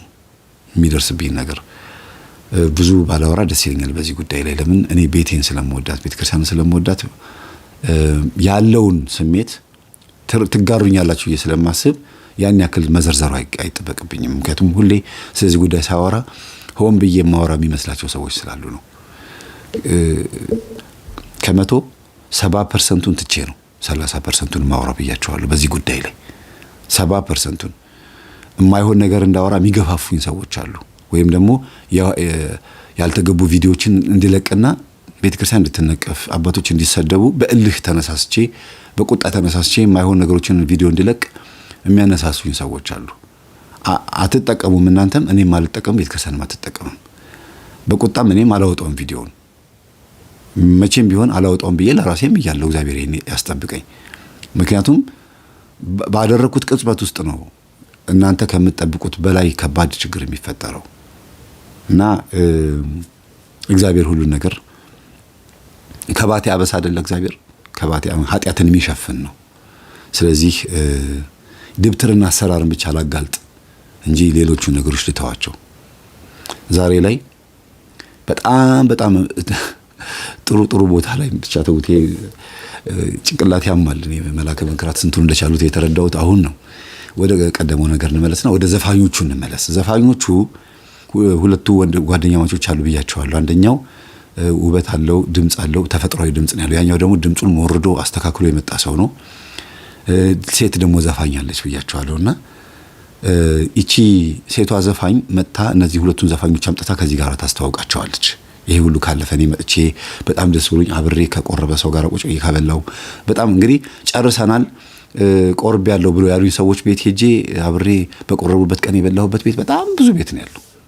እጅግ በጣም ብዙ ቤት እና ከነዛ ውስጥ አንዱ ቤት ነው የምነግራችሁና ደስ ብሎኝ ወደ ቤት ከተመለስኩ በኋላ ያቺ ዘፋኝ ደግሞ አምጥታ ከዚህ ሰው ጋራ ከገዳም ከዛ ከሄዱበት ጉዞ ታሪኩን እንደዚህ ብሎ ከነገራት በኋላ አውቶቡስ ውስጥ ሁሉ እያወራት ነው የመጣው ይሄን ሁሉ ታሪክ። እኔም የተገኘሁበትንም ጨምር ማለት ነውና መምህር ተስፋዬን ታገናኘኛለህ ብለዋለች። እሺ ብሏታል። ዘፋኞቹን ጥሪያቸው ብሏት ቤት ሲመጡ እኔም ተጠራሁኝና ተገናኘን። ሳያቸው በጣም ታዋቂ ዘፋኞች ናቸው፣ ግን ናይት ክለብ በመስራት የሚታወቁት እና ያለባቸውን ችግር ያለው ሁኔታ ማም ስንነጋገር ለድምጽ ብላችሁ ድግምት ደብተራ ጋር ሄዳችኋል? እኔ ሄጃለሁ አለ አንዱ። እኔ ሄጃለሁ ግን የሰጠኝ ነገር አልሰራም አለኝ። እርግጠኛ ነህ አልኩት። አዎ አልሰራም፣ ምንም ነገር አልሰራም አለኝ። እንዴት ነው ማለት ምን አርግ ነበር ያለ ስለው አይተው እሱ እንኳን በጣም መጥፎ ነገር አስቀያሚ ነገር ነው። ምንድነው ግድ የለህም ጤንዚዛ ዋጥ ነው ያለኛል። አያስጠላም? ጤንዚዛውን ከተጠቀለለበት ውስጥ አውጥቶ ዋጣው። ሞቷል በርግጥ ጤንዚዛው እና ይሄንን ዋጣው ነው ያለኛል። ተግባሩን ነው እንግዲህ ደብተራ የሚሰራ ያልኳችሁ ተግባሩን ነው። የሆነ አንድ ነገር አርጉ ሲል የዛ ነው። ለምሳሌ የሌሊት ወፍ ከሆነ የሚደገምባት የሌሊት ወፍ ተግባሯ ምንድነው? ሌሊት የሚለውን ያዙት። ወፍነቷ ደግሞ ትለያለች። አይጥ የምትመስል በራሪ ናት እንጂ ላባ የላትም። አይጥ ናት ግን ክንፍ ያላት ነች። የፊት እጅ ደግሞ የላትም። የፊት እጇ ክንፏ ላይ ነው ያለው፣ የኋላ ደግሞ እግሯ ነው ያለው። ስለዚህ እንትን ናት፣ የተለየች ፍጥረት ናት። በቀን ማየት አትችልም፣ በጨለማ ነው ማየት የምትችለው። ጆሮዋ በጣም ንቁ ነው። ልክ እንደዚህ ከሌሊት ወፍ ጋር በተገናኘ ድግምቱ መድገም ሲፈልጉ የሌሊት ወፍ ባህሪዋን ነው የሚደግሙት። አሞራም አብራን ከርት ለምሳሌ ሚሊዮን ሲያስደግሙ አብራን ከርት በአሞራ ነው የሚደገሙ፣ በወፍ በምናምን። ለምን ብር ብላ ስለምትሄድ ከስሙ ጋር በተገናኘ ነው የሚደግሙት። ተግባራዊ የሆነ ነገር ነው የሚሰራው ሰይጣን እና በምልክት ነው የሚያሳያቸው። ዝም ብሎ እኮ በአፍ ማድረግ ይችላል፣ ግን ሰውን በድርጊት በኃጢአት ማሰር ስለሚፈልግ ነው። እዚህ ጋርም ስትመጡ ጤንዚዛው ጥዝ እያለ ስለሚበር ከድምፁ ጋር በተገናኘ መልካም የሆነ ድምጽ እንዲያወጣ በሚለው ይመስለኛል ጤንዚዛ ዋጣለኝ አለ፣ ንብ ዋጥኩኝ አለ። ብዙ ነገሮችን ውጭ አለው አለ ለድምጽ። ድንጉላ ንብ ገጠር አካባቢ ላይ ንብ የሚያስውጡ አሉ ታውቃላችሁ አይደለም? ለድምጽ ተብሎ ንብ ዋጥ ተርብ የሚወጡ ሰዎች አሉ። ውሻ ራሱ አደገኛ እንዲሆን ተርብ አብሉት ይባላል። ተርብ ከዋጠ በኋላ አደገኛ ውሻ ይሆናል ይባላል። ይሄን በልጅነት ብዙዎቻችሁ ታውቁታላችሁና እንዲህ አርግ ተብዬ አርጋለሁ አለ። ራሱ የደገመልኝ ደብተራ ራሱ መጥቶ ናይት ክለብ መጥቶ ከኛ ጋር እንዴት ድምጼን እንደሚስተካከል እንደማይስተካከል ለማየት ቁጭ ብሎ ሁሉ እየጠጣ ይመለከት ነበር አለ። የዚህን ያክል በጣም ቆሻሻ የሆነ ነገር የሚሰሩ ሰዎች አሉና ተውት ይሄንን። ይሄ ሁሉ ተደርጓል፣ ግን ምንም ሊስተካከል አልቻለም። በጣም ነው ያሳዘኑኝ። እና ለምንድነው ገንዘብ ያገኛሉ፣ ይበተናል፣ ሱሰኞች ናቸው፣ ትዳር አላቸው፣ ከትዳራቸው ውጪ ያማግጣሉ። ወጣቶች ቢሆኑም ያገቡ ነበሩ። አንደኛው ጭራሽ ትዳሩን ሊፈታ ነው።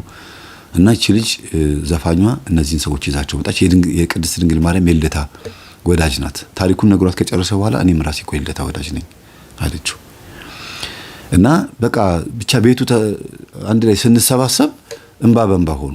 ለምን ገባቸው የሆነ ነገር። ልጅቷ ወስዳ ለካ ገጠመኝ አንዳንድ ነገር እንዲያዳምጡ የመናፍስት ነገር እንዲሰሙ አድርጋ አስቀይራ የተወሰነ ሐሳብ እንዲገባቸው አድርጋ ነው የመጣችውና ለዚህ ነው ለካ ታሪካቸውን የሚነግሩኝ። ሲያገኙኝ ደስ ነው ያላቸው። እንደ ጓደኛ እንደ ወንድም ነው የተወያየ ነው። ምንም የደበቁኝ ነገር የለም። ለካህን የሚነገር ነገር ሁሉ ነው በቃ ማለት መፍትሄ እንዲኖረው መናገር ከሌለባችሁ መናገር ግድ አይደለም። ግን መፍትሄ ያስፈልጋል ብላችሁ የምታስቡ ከሆነ መናገር ትችላላችሁ ብያቸው እውነትም በትክክል የተናገሩት ነገር ሁሉ መፍትሄ የሚያስፈልገው ነገር ነበረ። እና ከዘፋኝነት ህይወት ብትወጡ ምን ይመስላችኋል አልኳቸው። አይ ከዚህ ህይወት መውጣት እንችላለን፣ ግን ሐሳቡ መጀመሪያ ውስጣችን አልነበረም። በጣም የምንወደው ፌመስ መሆን የምንፈልግ በጣም ዝነኛ መሆን የምንፈልግና ጠንከር ያለ ገንዘብ ካገኘን ክሊፕ እየሰራን በነጠላ ዜማ ታዋቂ መሆን ነበር የምንፈልገውና እኔ ነጠላ ዜማ አለኝ አንደኛው አንድ ሴቷም አላት። ግን ብዙዎች ሰዎች ያው ያዩታል፣ ይወደዳል፣ ዘፈኑ ይወደዳል። ግን ከዛም አልፎ ተርፎ ግን ህይወታቸውን ስትበረብሩት ከባድ ነው ቤተሰቦቼ። ወደ ህይወታቸው ስትገቡ ያስደነግጣል። እና የግድ በዙሪያዬ ካሉት ባለሀብቶች በዙሪያዬ ካሉት መንፈሳውያን ገንዘባቸውን ቁም ነገር ላይ ማዋል ከሚፈልጉ ሰዎች መካከል አንዱ ሆኖ ተገኘ ይሄ ሰው። ይሄ ባለ ታሪክ ቅድም ታሪኩን ስታርክላችሁ የነበረውና ገንዘብ አለው ብያችኋለሁ። ስራ ይሰራል። ምንም የሚያልቅ ገንዘብ አይደለም ገንዘቡ። መቼም ቢሆን አይቋረጥም ገንዘቡ። በጣም ይገርማል። ኮንቲኒዩስ ያው ምን እንደሚሰራ መናገር አልፈልግም። እንዳይቀማ ነው በረከቱ። ጥሩ ስራ ነው የሚሰራው። አስራት ቢያወጣ እንኳን ችግር የማይፈጥር ስራ ነው። እግዚአብሔር እንዴት አድርጎ እንደባረከለት ስራውን። ግን በበሽታው በመያዙ ነበር ተስፋ የቆረጠው። እግዚአብሔርም ደግሞ ሲረዳው ታማኝ ሰራተኞች ናቸው። ካሼሩ ብትሉ ስራውን የሚሰሩለት ሰዎች ብትሉ በጣም ታማኝ የሆኑ ሰራተኞች ናቸው ያሉት። እኔ እኮ እግዚአብሔር በብዙ ነገር ባርኮኝ ነበረ፣ ምን ሆኜ ነው እንደዚህ ሆንኩት ይላል ቁጭ ብሎ አሁን። እና እኔ አንዳንድ ሰዎችን እጠይቅላችኋለሁ፣ ተለዋጭ ስራ መልመድ ካለባችሁ ትለምዳላችሁ። ዘፋኝነቱን እየዘፈናችሁት ግን ሌላ ተጓዳኝ የሆነ ንግድ መነገድ መስራት የምትፈልጉ ካላችሁ አንተ ሙያ ምንድነው እንደዚህ አንተ ምንድነው እንደዚህ ያው መናገር ያልፈለኩት ምን እንደሚሰሩ የምታውቁ ሰዎች እንትን እንዳታውቋቸው ሰዎቹን ብዬ ነው። ዋናው ታሪኩ ነውና ሙያ ምንድነው መስራት የምትፈልጉ? እኔ እንደዚህ መስራት እንፈልጋለን። ዘፈኑን አሁኑኑ አቆሙ አልላችሁም። የራሳችሁን እያቋቋማችሁ ያስተዳድራችሁ ያላችሁት በዚህ ስለሆነ፣ ግን ቀስ በቀስ የሆነ ሙያ መልመድ ካለባችሁ እየለመዳችሁ ነው መሆን ያለበት ብዬ በ6 ወር ባልሞላ ጊዜ ውስጥ ያንን ስራ ማታ እየሰሩ እኔም በቦታው ላይ ሄጄ እንዴት እንደሚሰሩ እያየኋቸው እንዴት እንደሚደናቀፍበት ሁሉ እያየሁት ልጁ ማለት ነው። ያ ማይክሮፎን የሚወርቅበት ምናምን የሚቸገረው ልጅ ማለት ነው። ባይኔ ያየሁት ሁሉ ነገር እና አያር ይለኛል እየዘፈነ ሰው ዞር ሁሉ ያየኛል። በጣም ነው የሚሸተው ሲጋራ፣ በጣም ነው የሚያስጠላው ቦታው። እንዲህ ያለ ቦታ ላይ ሆኖ ተገኝቶ ሰዎች እንዴት እንደሚቸገሩ ማየት ምን ያህል ጥቅም እንዳለው እኔ ራሴ ስለማውቀው በፊትም ስለማውቀው ሴተኛ አዳሪዎችን ለማስተማርም ወደ መስመር እንዲመጡ ለማስተማርም በቦታው ላይ ሄጄ ስለማውቀው ምንም አዲስ አልሆነብኝም። ያን ያክል እንትን አይደለምና ዞር ሳይሆን ተደበቅኩኝ። ከዛ ማንን እንዳየ ግራ ገብቷቸው እነሱ ራሱ ምንድነው ይሉታል። አይ ሰላም ነው አለና እንደገና ጀምሩት አላቸውና ተጀመረ። ሳቁበት። እዛ ያሉ ሰዎች ተሳቀበት። ማለት ማይክሮፎኑ ከጁ ይንቀጠቀጣል፣ የሚናገረውን አያውቅም፣ ይርበተበታል። እና ግን ደስ የሚል ድምጽ ነው ያለው። የሆነ ሰዓት ላይ ሲደርስ ደግሞ ድብልቅልቅ ይልበታል። ድምጹ ግን በጣም ምርጥ ድምጽ ነው ያለው። ከድምጽ ነው የምላችሁ፣ ዘፈኑን ያልኳችሁ ድምጹ ቆንጆ ነው እና በቦታው ላይ ሆኜ ይሄን ድምጽ ለመዝሙር እንዴት መጠቀም እንዳለበት ነበር ማስበው። ከምን አንፃር ነው ይሄን የምነግራችሁ? በቃ እግዚአብሔር አልፈለገውም እኮ ይሄን ሰው አልወደደውም። ሰይጣንም አልፈልግም ውጣልኝ እያለው ነው። ሰይጣን ከዚህ ቦታ ውጣልኝ፣ ይሄ አንተ ቦታ አይደለም የኔ ቦታ ነው እያለው ነው። አንተ እዚህ ቦታ ምን ታረጋለህ እያለው ነው ብዬ እያሰብኩኝ ማይክሮፎን ጉሩር አጎት መጣና በቃ እኔ መሄድ እፈልጋለሁ አለኝና እንሂድ አልኩት። መኪና አለው። በመኪናው እያደረሰኝ አንተን እኮ እግዚአብሔር በቃ ይፈልጋል፣ ሰይጣን እኮ አልፈልግም ውጣልኝ እያለህ ነው።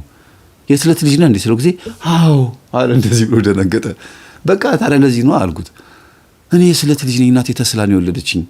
አገልጋይ ይሆናል እኔ ተረገምኩኝ፣ እናቴን አሳፈርኳት እንጂ አገልጋይ ይሆናል ተብዬ ምናምን እንደዚህ ነው በቃ አለ። በጣም ደነገጠ።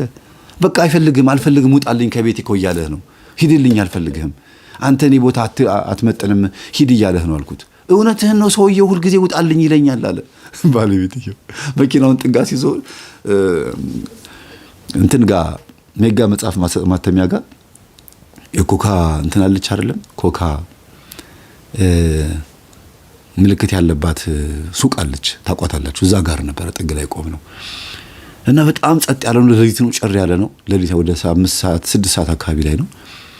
በጣም ረጅም ሰዓት አወራን። ከዛ ወደ እሱ ቤት ነው ይዞኝ ሄደው። ወደ ቤቱ ሄደን እዛው ነው ያደርነው። ጧት ሲነጋ ነው ወደ ቤት የመጣሁትና እኔ ልጁ የስለት ልጅ ነኝ ካለን ቀን ጀምሮ ግጥምና ዜማ መጻፍ ጀመርኩ ለልጁ። አሁን እየተለማመደ ነው መዝሙር ሊያወጣ። እግዚአብሔር ስም የተመሰገነ ይሁን። እዛ ቆሜ ሳስብ የነበረው ነገር ሲያሳስበኝ የነበረው እንድጠይቀው እና እንዲደነግጥ ፍጹም ወደ ህይወቱ እንዲመጣ ያደረገውም ያ ንግግር የነበረ። ከዛ አሁኑኑ ገንዘብ ያለው ሰው ፈልግልኝ መምህር፣ አሁኑኑ በቃ ገንዘብ ያለው ሰው ካለ ያበድረኝ፣ ሰርቼ እኔ ውጤታማ መሆን ሰው ነኝ፣ በጣም ጎታታሪ ነኝ፣ የሆነ ነገር መግዛት እፈልጋለሁና የሆነ ዕቃ ገዛ፣ የሆነ ስራ ለመስራት ዕቃ ገዛ። አሁን ውጤታማ ነው፣ በጣም አትራፊ ነው፣ ጎበዝ ነው። ገንዘቡን የሚያበደረው ይሄው ሰው ነው። የመጀመሪያ ታሪኩን የነገርኳችሁ ሰው ነው። ገና የሱን ተአምር አልነገርኳችሁም። ከዛ ሴቷም የተፈጠረው ነገር ነገራት። መምህር ተስፋዬ እንደዚህ መጥቶ ናይት ክለብ እንደዚህ አይቶኝ ስሰራ እንደዚህ ማን ብሎ ነገራትና መምህር እዛ ድረስ ሄድክ? አዎ አይመጥንም እኮ ቦታው። አይ እንደዛ አይደለም፣ ሄጄ ቦታው ላይ ካላየኋችሁ በምንድን ነው ማወቅ የምችለው? እና አየሁት እንዴት እንደሚንቀጠቀጥና ይሄ በቀጥታ በቃ የሚያስታውቅ እኮ ነው። አልፈልግም ውጣልኝ እያለው ነው ሰይጣን።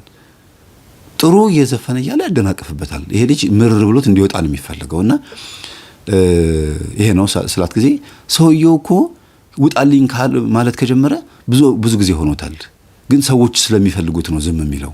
ሰዎች ይፈልጉታል እና ይሁን ሲደናቀፍ እንደ ፈን ነው የሚያደርጉት።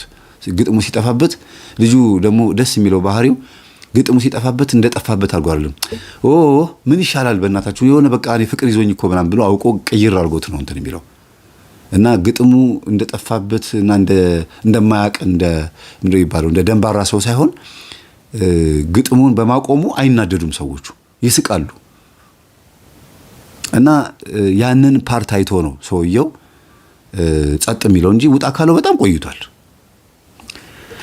ሌላው ሴቷም ወደ መስመር ገብታ እግዚአብሔርን ለመከተል አንድ ስቴፕ ነበር የሚቀራት። የሆነ ደስ የሚል ስራ እንድትሰራ እድል ተከፍቶላት ችግር የለውም ወደ መስመር እንድትገቢ እድሉን አመቻችልሻለሁ እያላት መስመር ውስጥ ገብታ ገንዘብ ሰጥቷት አሁን እዚህ የለችም፣ ለስራ ትመላለሳለች፣ ዱባይ ማለት ነው።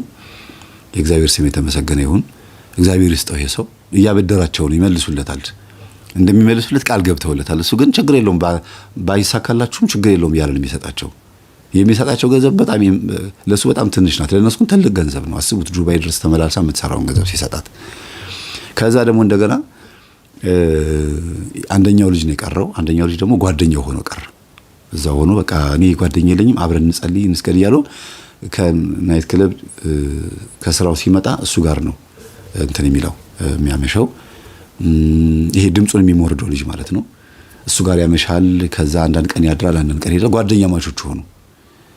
ከዛ መመርመር አለብህ ብየው ተመርምሮ እስከሚመጣ ድረስ ቁጭ ብለን ከጓደኛው ጋር እያወራን ነበርና አንድ ሰርፕራይዝ አለ አልኩት። ምንድነው አለኝ። ለሱም በጆሮ ሹክ አልኩት። በጣም ደስ ይላል፣ በስማም የሚፈልገውን ነገር ነው እኮ አለኝ። ከዛ ተመርምሮ ከወጣ በኋላ ወደ ቤት ስንገባ ሰርፕራይዝ እንደሚጠብቀው ነው የተነጋገርነው። ልጅቷ ምን ያህል ኮንፊደንስ ምን ያህል እምነት እንዳላት በእውነት በጣም ይገርማል። እና ከሆስፒታሉ ሲወጣ ገርሞት አፉን ይዞ አንተ ልጅቷ ምን አይነት ነብይ ናት አለ። ምን ነው አልኩት። እንዴ ኤችአይቪ የለብህም ተባልኩ እኮ አለ። አይገርማችሁ? ቫይረስ የሆነበት ማን ነበረ? መንፈሱ ነበረ ቫይረስ የሆነበት። ዶክተሩ ራሱ ገርሞት እኔ እኮ ቫይረሱ ነበረብኝ አለ። እስቲ ቫይረሱ የነበረበት ወረቀት ስጠኝ ሲለው አውጥቶ ሰጠው ከኪሱ። ይሄው እና በምንድን ነው ታዲያ እንደዚህ ሆኖ እኔ ይኸውልህ እንደዚህ ብሎ ለዶክተሩ ሲነግረው ነው የቆየብን። ለካ 30 ደቂቃ 40 ደቂቃ ቆየብን። እና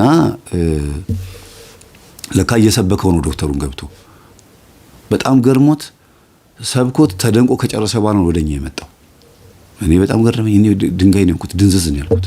ለምንድን ነው የልጅቷ ነው የሱ ከበሽታ መዳን እግዚአብሔር ተአምር ይሰራል፣ ምንም የሚደንቅ ነገር። የልጅቷ ግን እርግጠኛ መሆን አሁን እቤት ስንገባ ምን እንደሚጠብቀን አውቃለሁ። ከዛ ጓደኛዬን አመጣታለሁ ትተዋወቃታለን ያለችው። ስንገባ የሚገርም ቬሎ ለብሳ ቬሎ ተከራይታ የሚያምር ቬሎ ነው፣ አንገቱ ሙልት ያለ የመስቀል ጊዜ ልጆች የለበሱትን ቢጫ ልብስ አይታችሁታል? እንደሱ አይነት ሆኖ ነጭ ማለት ነው። በጣም ጥሩ ዲዛይነር ነች በነገራችን ልጅቷ። እና ለብሳ እንደ ስከርፕ የራሷ የጠለፈች እንትን በኪሮሽ የሰራችውን ስከርፕ ነው ያደረገችው። ክርስቲያን ስለሆነች መስቀል አድርጋ ነጭ ሻሽ አድርጋ የቬሎ ጓንት አድርጋ ነው የጠበቀችው። አይገርማችሁም? ይሄ የሷ ሐሳብ ነው። እኛ ስትመጡ ሰርፕራይዝ አለ ብላ ነግራኛለች። እና በሩን ከፍተን ስንገባ ደነገጠ፣ ተንበርክኮ አለቀሰ። ራሷን የምፈልጋትን ራሷን ልጅቷን የሰጠሽኝ መቤት እኔ አትገባኝም ብሎ ሮጦ ወጣ። ማን ያዘው? አይነ ጥላ። ለመጀመሪያ ጊዜ አይነ ጥላ ተደብቃ የነበረች አይነ ጥላ ተያዘች በቬሎ ስራችሁ። መቼም ቬሎ ራሱ ጨርቁ ሳይሆን ሊያገባ መሆኑን ቁርጡን ስታቅ አይነ ጥላ ተደብቃ ነበረ። አስደነገጠቻት። በዚህ ማን ያዘው? እና እኔና ልጅቷ ብቻ ቤት ውስጥ ቀረን። ምንድነው ምን አስበሽ ነው ስላት ጊዜ እንደዚህ እንደሚሆን እርግጠኛ ነበርኩ አለች። ለምን መናፍስቶች በሙሉ ሲያዙ አይነ ጥላ አልተያዘችም? ለምንድነው ያላገባው ብዬ ብዙ ነገሮችን አጥንቻለሁ። አይነ ጥላ የሚያዝ ስለምፈልግ ነውና ጓደኛዬ ነበር አስተዋውቃለሁ ያልኩት። እኔን እንደሚፈልገኝ አውቃለሁ፣ ግን እሺ ብዬ ቶሎ ብዬ መቀበል ያልፈለኩት አይነ ጥላን ማናደድ ስለፈለኩ ነው አለችኝና ሄደው ጓደኞቹ ይዘውት መጥተው ከዛ ደነገጠ። በቃና እኔ ጃኒ መልአክ አላገባም ማለት። ኧረ እባክህ አንተ እኔ አንድ ተራ ሰው ነኝ በእናትህ። እኔ ድንገት እንኳን መጥፋት ከፈለኩ ቆሻሻ መተፋ መጸዳዳት ከፈለኩ ሽንት ቤት መቀመጥ ነኝ ምናምን ብላ ሰው መሆኗን ለማናገር የምትጠቀምበት መንገድ በጣም የምትገርም ልጅ ናት። እና እኔ ቆሻሻ ዳሪ ነገር ያለብኝ ብሮጥ ላብ የሚወጣኝ እንዴት እንደዚህ ትላለህ ምናምን ብላ ራሷን በጣም ለማውረድ ለማርከስ ብዙ ነገር ሞከረች። በፍጹም እኔ መልአክ አላገባም ምናምን በቃ ልጁ ስለሚወዳትም ጭምር ስለሚያከብራትም ህይወቱን የቀየረችው ስለሆነች ቤቴን አጽጅልኝ ያለው እሱ ቤቴን ጥረግልኝ ያለው የጫት ገረባውንና የሲጋራውን አሽትሬውን ምናምን ያለውን ነገር ነው፣ ትርኳሹ ምናምን ነው። ብቻ ቤቱን ጥረጊውን ያላት። እሷ ግን ቆሻሻውን ከመጥረግ ጀምራ መናፍስቶቹን ጠርጋ ኃጢያቱን አስጠርጋ ገባች። የቤት እመቤት ሆና ማለት ነው። ተረት የላምበረት ብላችሁ የምትሉት እኖራላችሁ። በገሃድ የሚታወቅ ዘፋኞቹ ራሳቸው ካልመሰከርን ብለው አይ ነገ ከነገ ወዲያ በጣም ብዙ ችግር ይገጥማችኋል፣ ያሳለፋችሁት ህይወት ይታወቃል፣ ገና እናንተን ኢንተርቪው ስለማደርግ ብያቸው መጨረሻ ላይ እንኳን እናንተን የራሴ ሰርፕራይዝ ሆኜ አይነ ጥላዋ ተይዛ ማለት ነው። ከዛን ቀን ጀምሮ አይነ ጥላዋ ተያዘች እና አብረው ማታ ሲጸልዩ አይነ ጥላ ጮኸች። ማታ ተደውሎ ተነገረኝ አይነ ጥላ ነኝ ብላ ኩል ለፈለፈች አለች። በማግስቱ ጠዋት ጸበል መጠመቅ ጀመረ። ማን ያዛት? ማን ይቻላት? እኔ ምናምን ያለች ስም ትጠራለች። ያው አሁን ስም መጥራት ስለማልፈልግ ነው። ታዋቂ የምትታወቅ ናት። በዛ ልጅ ቤተሰብ ናት። ስጋ ዘመድ ሳትሆን ቤተሰብ። ልታገባው ሞክራም ቢብሏት ሂጂ ውጭልኝ ብሏት አባሯት። እንዴት ውጭልኝ ይለኛል ብላ በድግም ታስደግማ ሌላ ሴት ማግባት አይችልም ብላ ሚስትን ቤት ውስጥ እንዳትመጣ ሴት ቤት ውስጥ ከገባች ውሻ አርጎ ጠፍጥፎ በዱላ ብሎ ቀጥቅጦ እንዲያስወጣ አድርጋ አስደግማበት ነው። እና ሴት በመጣች ቁጥር ከቤት ውስጥ እንደዚህ ነው አርጎ የሚያስወጣቸው። ኢቭን አይደለም ለሚስትነትና ለፍቅረኝነት ቀርቶ ለዝሙት እንኳን የሚያመጣቸውን ሴቶች ጧት ቀጥቅጦ ነው የሚያስወጣቸው። ብር አልሰጥም ብሎ ፖሊስ መጥቶ ምናምን እንደዚህ ነው የሚያደርገውና እኚህ እናት የተናገሩት ያን ነው። አንተ እንኳን አርፋት ተኛ ማርፋት ተቀመጥ የሚያሉት ይሄን ባህሪውን ስለሚያውቁ ነው። እና ይሄ በድግምት የመጣበት ነገር ነው። ይሄንን ታሪክ ሌላ ጊዜ ነግራቸዋለሁ። እንዴት አድርጎ በዚህ እንደሚያመጣ ወይ በክፍል 2 ብዬ ልናገረው ወይ ቢያስፈቅጄ ክፍል 2 ብዬ ላመጣው እችላለሁ። አሁን ነው ይሄን ሐሳብ የመናገሩ ሐሳብ የመጣልኝ። ምክንያቱም ሰፈር ውስጥ የነበረውን ባህሪውን ብናገር የማ ታሪክ እንደሆነ እንዳይታወቅ ብዬ ነው ያስቀረሁት። ችግር የለውም ካለኝ አወጣዋለሁ። ኦሬዲ በይፋ ስለሆነ ያገባው ምንም የታወቀ ነገር ነው። ግን ያቺ ሴት ማን እንደሆነች ስለምትታወቅ እሷ ነገ ንስሐ ስለምትገባ እግዚአብሔር እንደሚመልሳትና ይሄንን ቪዲዮ ወስዶ ስለሚያሳያት እና ንስሐ እንድትገባ ስለምንፈልግ ነው። እስቲ መጀመሪያ የሚፈጠረው ስለማይታወቅ ነው ይሄንን መንሰራውና አንቺ የላክሽብኝ መንፈስ ተይዟል። እንዴት ሰው መንፈስን አይነጥላን? አንቺ ራስሽ አይነጥላ ሆነሽ በውስጥ የተቀመጫለሽ። ይሄ በጣም ከባድ ነገር ነው። ላገባ ብፈልግ ልጅ መውለድ ብፈልግ አንቺን አስፈቅጄ ነው መሆን ያለበት ብሎ ሄዶ መክሯት አስተምሯት ነግሯት ነው መምጣት የፈለገው እና በቪዲዮ ተቀርጿል። ገጠመኙ ከተለቀቀ በኋላ ነው ምነግራት ብሏል። ግን ያው ስሜቱ ሊሰማት ይችላል እዚህ መንፈሱ ሲያዝ እና የመጨረሻው ትልቁ ሰርፕራይዝ ራሷ እንደምታገባው ልጅቷ እሷም እንደወደደችውና ብቸኝነትን መራቅ እንደምትፈልግ ከሱ ሐሳቡ ሲመጣ ደንግጫለሁ አለች። ከመጣህ ማርያም ተምጣህ ብላ እሷም ለካ በልቧ ያን ነገር ያዝ አርጋ ከዛን ቀን ጀምሮ ውስጧ እየሳቀ ደስ እያላት እየፈለጠሰች ነበር የምትተኛው የነበረው እና ስታግዘውም የነበረው መጀመሪያም ስታግዘው የነበረው ከራሷ ልብ ተነሳሽነት ነበረ። በኋላ ግን እንደሚወዳት ስታቅ ህይወቱ ተቀይሮ ከሆነ አገባዋለሁ ችግር የለውም።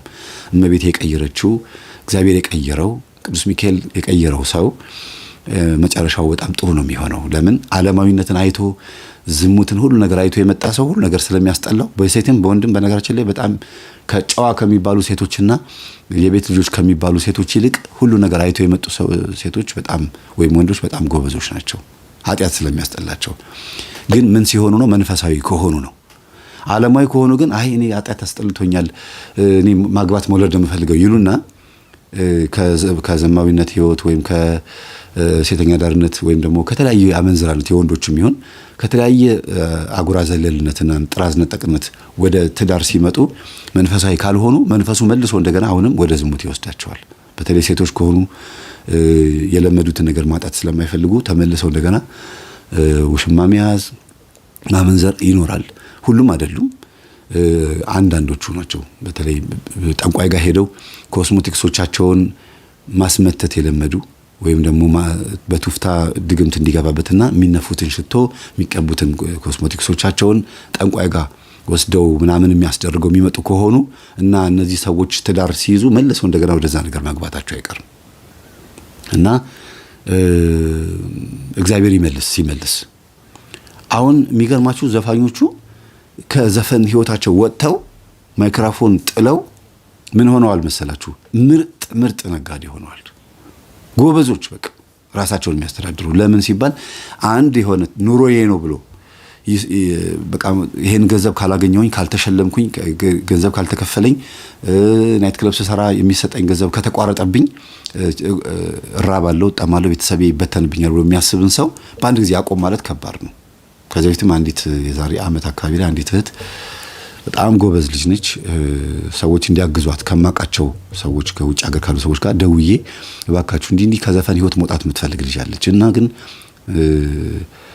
ግዴታ የሆነ ስራ መስራት አለባት ብያቸው እውነት ከልጅቷ ጋር ተደዋውለው ሌላ ሽፍት የምታረግበት ስራ እንድትላመድ አድርገው ከዛ ህይወት ወጥታ አሁን ያለችበትን ህይወት ብታዩት ተደብቃ እግዚአብሔርን የምትወደው እግዚአብሔርን የምታመልከው ቅዱስ ቁርባን ትወስዳለች። በቃ እግዚአብሔርን ብቻዋን እያመለከችው ነው። ከዛ የዘፈን ህይወት ወጣ እና በጣም ብዙ ጎበዞች ልጆች አሉ። እግዚአብሔርን ማምለክ ይፈልጋሉ፣ ግን የገንዘቡ ጉዳይ ሆኖ ይዟቸው የተቀመጡ አሉና ስራ ከተገኘ ሽፍት ያደርጋሉ። ስራው ነው ወሳኙ። ስራውን ጎን ለጎን ቢሰሩ እኔ እንዲያውም አንዳንድ ዘፋኞች ትልቅ ቦታ ላይ ያሉት ዘፋኞች እንትን አላቸው፣ ሱቅ አላቸው፣ ነገር አላቸው ሲባል ተመስገን፣ ቢያንስ እንኳን ሁሉ ጊዜ መድረክ ላይ አይወጡም ይላሉ። ለምን ዘፈኑን ቢያቆሙት እንኳን እግዚአብሔርን ለመከተል ንስሐ ለመግባት ቁርጥ ውሳኔ ቢወስኑ እንኳን ወንት በዛ መሄድ ይችላሉ። ገንዘብ አይቸገሩም። ዘና ነው የሚቀርባቸው። እሱን ደግሞ ያው ይንቁታል የሆነ ጊዜ ላይ እና አንድ ላይ ሄደው ሲጠመቁ ዘፋኞቹ ላይ የጮሁት መናፍስቶች ምንድነው ከህዝቡ ነው የመጣውና በህልማቸው ሲመለከቱ በጣም ብዙ ሺህ ህዝቦች በጣም ብዙ ሺህ ህዝቦች መጥተው ዘፋኞቹ ስጋቸውን እየቦጨቁ ሲበሉ ተሰብስበው ዘፋኞቹ አንድ ላይ ሆነው ይሄን ያየው የትኛው ነው? ይሄ ጉንዳ እንትን ንብ ዋጥ የተባለው ጤንዚዛ ዋጥ የተባለው ማለት ነው። እና ሁላችንም ዘፋኞች ተሰብስበን ቁጭ ብለን እየመጡ ስጋችንን እየቆረጡ ይበላሉ። ሁሉም ሰዎች እንዳለ ታዳሚዎች እዛ ናይት ክለብ ያሉ የተለያየ መንገድ ላይ ያሉ ሰዎች በሙሉ ይበሉናል አለ እና ምንድነው ብሎ ደወለልኝ። በጣም ነው የገረማችሁ። እንደ ይሄ ቀር ጠፍቶባችሁ እንደ ቡዳ መንፈስ እኮ ነው እናንተ ስትዘፍኑ ቢራም የሚጠጣ ውስኪም የሚጠጣ የተለያዩ ሰዎች አይደለም እንደዛ ቦታ ላይ የሚገኙት አልኳቸው። አዎ ታዲያ የነሱ መንፈስ ኮኖ ወደ እናንተ የሚገባው ምክንያቱም መጠጥ ለመጠጣት የሚመጡ ሰዎች ብዙ አይነት ሰዎች አሉ። ብሶት ያለበት የሚበሳጭ በሚስቱ ወይም ደግሞ ሃይማኖቱ ምን እንደሆነ ግራ ገብቶት የሰይጣን ማብርተኛ ይሆናል። በአዳም ልኮ የሚያመልኩ አሉ። በመተት በድግምት በመናምን ሀብት አግኝተው መተው እዛ ቦታ ላይ መዝናናት የሚፈልጉ ሰዎች የነሱ የቡዳ መንፈስ ያርፍባቸዋል። በትክክል እርኩሳ መናፍስ ያረፉባቸው ሰዎች እዛ ቦታ ላይ እጅግ በጣም ብዙ ሰዎች ይመጣሉ። የነሱ መንፈስ በየቀኑ ነው የሚገባባቸው አልኳቸው። እና ይሄ የነሱ መንፈስ ሁለት አይነት ባህሪ ማሳየቱን እንደገና የበለጠ እንዲገባቸው አልኳቸዋል። አንደኛ የሰዎቹ እነሱን ስጋቸውን መብላት፣ ሁለተኛ ነገር ደግሞ የሰዎቹ አይኖቻቸው የሁሉም አይኖቻቸው እንትን ያለ ነው የወጣ ነው ጥቁር ነው። ይሄ አይን የላቸውም ዝም ብሎ ጥላሸት ነገር ነው የሚበሏቸው ሰዎች አይናቸው ማለት ነውና የቡዳ መንፈስ ነው ብዬ ስነግራቸው ትክክል ነው አይን የላቸውም ነበር አለ። በአይናቸው ፈንታ ሌላ መንፈስ ነው ያረፈው ማለት ነው። አንድ ፎቶ ዝም ብላችሁ ኢማጂን አድርጉ። አሁን እኔውኝና ይሄን የመነጽሩ አካባቢ ያለበትን ቦታ እንትን ሲሆን አስቡት ጥቁር ብቻ ሲሆን እና ዋናው የሰው አይን ጠፍቶ በቦታው ላይ ማን ያለው ማለት ነው መርኩስ መንፈስ ነው የሚመለከተው። ለዚህ ነው ምግብ ሆቴል ውስጥ የትም ቦታ ስንበላ ከቻለን ከለል ብለን ብንበላ ካልቻለን ግን በስመ አብ ብለን ባርከን አቡነ ዘበሰማያት ብለን ብንበላ ጥቅም አለው። ለምን የተለያዩ ሰዎች ከርቀት ሲመለከቱ አብሮን ልክ ስንጎርስ አብሮ የሚላል ያ ይገባል ዝም ብሎ አይደለም። እና በልብስም ባለባበስም በጣም እርቃን የሆነ ልብስ ነው የምለብሰው አለች ሴቷ። ብቻ ብዙ ችግር አለ። ጊፍት ብሎ የናይት ክለቡ ባለቤት ዶዶራንት ይሰጠናል፣ ሽቶ ይሰጠናል ምናምን መድረክ ስንወጣ ተወዳጅ እንድንሆን ምናምን እየተባለ ነውና ሰውየው በኋላ ላይ ደብተራ እሱ ጋር መጥቶ እንደሚደግም አወቅናል። ደብተራ መጥቶ እዛ ቦታ ላይ ይደግም ነበር ለቤቱ ተብሎ ለቢዝነስ ተብሎና ብዙ ኮተት አለ ብቻና ወዳችሁ አይደለም ናይት ክለብ የምትጨፍሩ ሰዎችም ዘፋኞቹም አዘፋኞቹም ጊታሪስቱም ሁላችሁም ብቻ ለሊት እንደዛ እብድ የምትሆኑት ወዳችሁ አይደለም። እስቲ ጠዋት ራሳችሁን ቼክ አድርጋችሁ ይሁት። እስቲ እርግጠኛ ነኝ እስከ 4 ሰዓት እስከ 5 ሰዓት ድረስ ለሊት ሲጨፍሩ ስላደራችሁ ማለቴ ለሊት እስከ 9 ሰዓት እስከ 8 ሰዓት ድረስ ስለምትጨፍሩ ቀን ትተኛላችሁ እስከ 4 ሰዓት እስከ 5 ሰዓት ድረስ ተተኙ። ከዛ ጠዋት ተነስታችሁ የናይት ክለብ በር ላይ ቁጭ ብላችሁ ፀሐይ የምትሞቁ ሰዎች አያለው ሳልፍ በበሮቻችሁ ላይ እና ያሳዝኑኛል። በጣም የሚያሳዝኑኝ የተቀቡት ቀለም ጸጥ ብሎ ፀሐይ የሚሞቁ ይመስላሉ፣ ግን ጸጥ ብሎ ተክዘው ነው የምታዩቸው። ለማስጨፈር ኑሮ ግድ ሆኖባቸው የሚሰሩ ነው የሚመስሉት። በቃ ብቻ ብዙ ነገር አለ እና ጧት ስታዩቸው ተስፋ የቆረጠ ፊት ነው የምታዩት። ፊታቸውን ጥለውታል። ለገንዘብ ብቻ ብለው እንደሚሰሩ ያስታውቃሉ። ሁሉም ናይት ክለብ ውስጥ ደግሞ ታርጌት ያደረገው ሀብታሞችን ለማጥመድ ስለሆነ ኢቭን እንደ ነጭ ጓን መቼም ያለበሰው የለም። አሁን ደግሞ ናይት ክለብ አካባቢ ላይ ታታሪ ሰራተኛ ለመምሰል ልክ እንደ ስጋ ቤት ሰራተኛ ወይም እንደ መምህራን እንደ ዶክተሮች ነጭ ጓን ለብሶ ጋርዶቹም ፈታሾቹም ፈትሸው ነው የሚያስገቡትና ህግ ሁሉ አለው። ጂንስ ተለብሶ አይገባም የሚሉ አሉ። አንዳንዶቹ ደግሞ ሸራ ጫማ ወይም ሌላ ስኒከር አጋቸው መግባት አትችሉም ብለው ህግ የሚያወጡ አሉ። አስቡት ለመጨፈር ርኩሰትን ለመስራት ሁሉ እንደዚህ የሚያደርጉ ሰዎች አሉ። በኃጢአት ውስጥ ለመግባት ራቁት ጭፈራ ቤት ለመግባት አስቡት። እርጉም የሆነ ስራ ለመስራት ተፈተሻችሁ ገብታችሁ ይሄን ጫማ ማድረግ አትችልም፣ ይሄ ልብስ መልበስ አትችልም ተብሎ ተመርጦ ነው የምትገቡት። ይሄን ያክል እና ለጽድቅ ምን አለ ቢጠነቀቁ እንደዚህ ብለው ይሄን ያክል ተጠንቅቀው ገንዘብ ሰብስበውት ጠዋት ሲነጋ ደግሞ ጫት ይቀማሉ። ከእንቅልፋቸው ከተነሱ በኋላ የሰብሰብ ብለው ዱለት ይበላሉ፣ ቁርስ ይበላሉ። ከዛ ትንሽ ረፈድፈድ ሲል 6 ሰዓት 7 ሰዓት ሲሆን ጫት እየቃሙ አይሬ ሰዓት ማሚያስ ያሳልፋሉ። ከዛ መርቅ ነው እስከ 11 ሰዓት እስከ 12 ሰዓት አካባቢ ቆዩና አሁን ደግሞ ይመሻል። እንደገና ለብሰው ደግሞ አሁንም ይገባሉ ማለት ነው። በቃ እንደዚህ ነው እንዲህ ሙሉ ተርኒንግ ፖይንቱ እዛው ባለህበት እርገጥ ነው፣ ባለህበት ሩጥ ነው። እና ብቻ ዞሮ ዞሮ ህልሙን ሲፈታ ደነገጡ። የብዙ ሰዎች አይን ብዙ ቦታ ናይት ክለብ ሰርተዋል። የብዙ ሰዎች አይን በቡዳ እንደበላቸው ሲረዱ አይናቸውን ቅባ ቅዱስ እየተቀቡ ምን እያሉ አሁን ጊዜ እግዚአብሔር እየገላገላቸው ነው ያሉት። በጣም የሚያሳዝኑት እውነት ውስጣቸው ተሰብሯል። ቅዱስ ቁርባን ለመቆረብ በጣም ጓጉተዋል። በአንድ ቀን ነው የምትቀበሉት ብያቸዋለሁ። በተቀበሉበት ቀን የእነሱን ታሪክ ደግሞ አቀርብላቸዋል፣ የግል ታሪካቸውን። አሁን ትኩረት ያደረኩት የትኛው ልጅ ላይ ነው? የቀየራቸው ህይወታቸውን የቀየረው ልጅ ላይ ነው ትኩረት ያደረኩት። እንዴት አንድ ሰው ህይወቱ ሲቀየር እግዚአብሔር ሲጠራው ሌሎችን ሰዎች መጥራት እንደሚችል አስቡት። ማይክሮፎን አስጥሎ ሌላ ስራ እንዲሰራው አድርጎ መስመር ውስጥ እንዲገባ አድርጎ በገንዘብ በመርዳት ብቻ እኮ ነው። አልሰበካቸው ምን አላላቸው።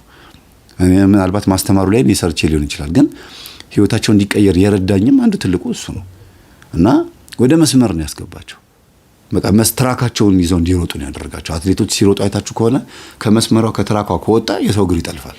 የሌላ አትሌት እግር ጠልፎ ሌሎችም ጠንቅ ነው የሚሆነው። የራሱንም ሳይወዳደር ወድቆ ሌላም ሰው ጠልፎ ነው የሚጥለው።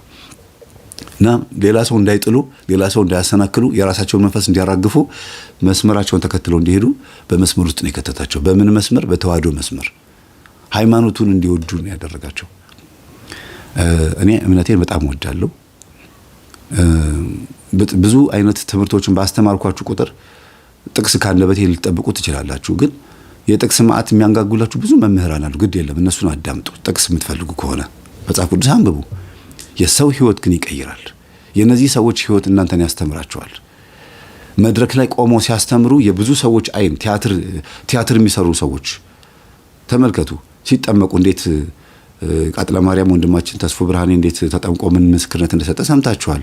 ሌሎችም በጣም ብዙ ሰዎች ምስክርነት ሲሰጡ ሰምታችኋል። እና መድረክ ላይ ቲያትር ሲሰሩ፣ መድረክ ላይ የተለያየ ነገር ሲያደርጉ፣ ሲዘፍኑ፣ ምን ሲሉ አርቲስቶች በቡዳ የመበላት እድላቸው በጣም ሰፊ ነው። በሰው አይን ይበላሉ። ከፍቶት የመጣ ሰው አለ። ያንን ሰው ሲያዝናኑት መንፈሱ ራሱ ቡዳ ሆኖ ይመጣባቸዋል። ይሄን ደግሞ ሰምተናል። በለከመንከራት ጉባኤ ላይም ሰምተናል። ለምንድን ነው ሰዎችን የሚያዝናናው? ለምን አስደሰታት ብሎ ይነሳል። ከሆነች ተመልካች ላይ ከቤት ባሏ አበሳጭቷት ወይም ሚስቱ አበሳጭታው ቲያትር ለማየት ሲመጣ ቲያትር ይመለከታልና ዘና ፈታ ብሎ ወደ ቤቱ ሲመለስ ደስ ብሎት ስለሚመለስ ያንን ደስታ ደግሞ ውስጥ ያለው አይነ ጥላ ስለማይወድ ያንን ያስደሰተውን ሰው ሄዶ ይወገዋል። ይሄ ተራ ነገር አይደለም።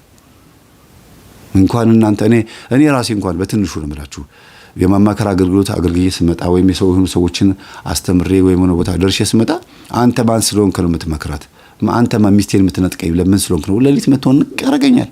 አዩ ሰውን መክረን ስንመጣ የነሱ መንፈስ እኛ ጋር ሲመጣ ዘፋኙ ደግሞ እንዴት ሳይበስበት አስቡ። መድረክ ላይ ያሉ ሰዎች ደግሞ እንዴት ስላሳቀ ስላዝናና ብቻ እንዴት ሳይበስበትም። እና ይሄን ትምህርት የምታዳምጡት እናንተ ይሄንን እዚህ ህይወት ውስጥ ያላችሁ ሰዎች ህይወታችሁን ቼክ አድርጉት። ገንዘብ ለምን እንደማይበረክት ህይወታችሁ፣ ትዳር፣ ሰላማችሁ፣ ሁሉ ነገራችሁን ቼክ አድርጉትና ማን ነኝ እኔ ብላችሁ ጠይቁ። እውነት እኔ ትክክለኛ ህይወትን የምኖረው ብሉ። ከዛ ይሄ ሁሉ ችግር የመጣብኝ ከየት ነው? ከስቴጅ ነው? ከመድረክ ነው? ወይስ የእውነት የኔ ራሴ ዘማዊ ኃጢአተኛ ስለሆንኩ ነው ብላችሁ ቼክ አድርጉት።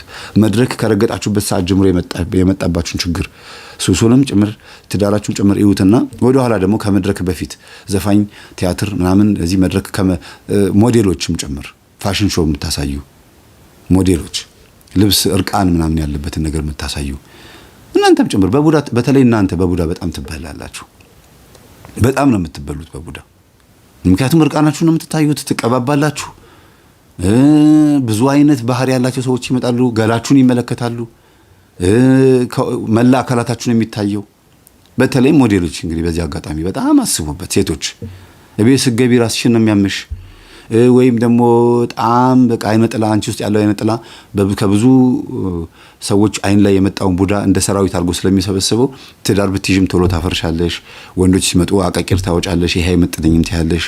ወንዶች ትቀያይር ያለሽ ብዙ በሽታዎች አሉ። ብቸኛ ሆነሽ ለመኖር የምትፈልጊው፣ በር ዘግተሽ መቀመጥ ነው የምትፈልጊው።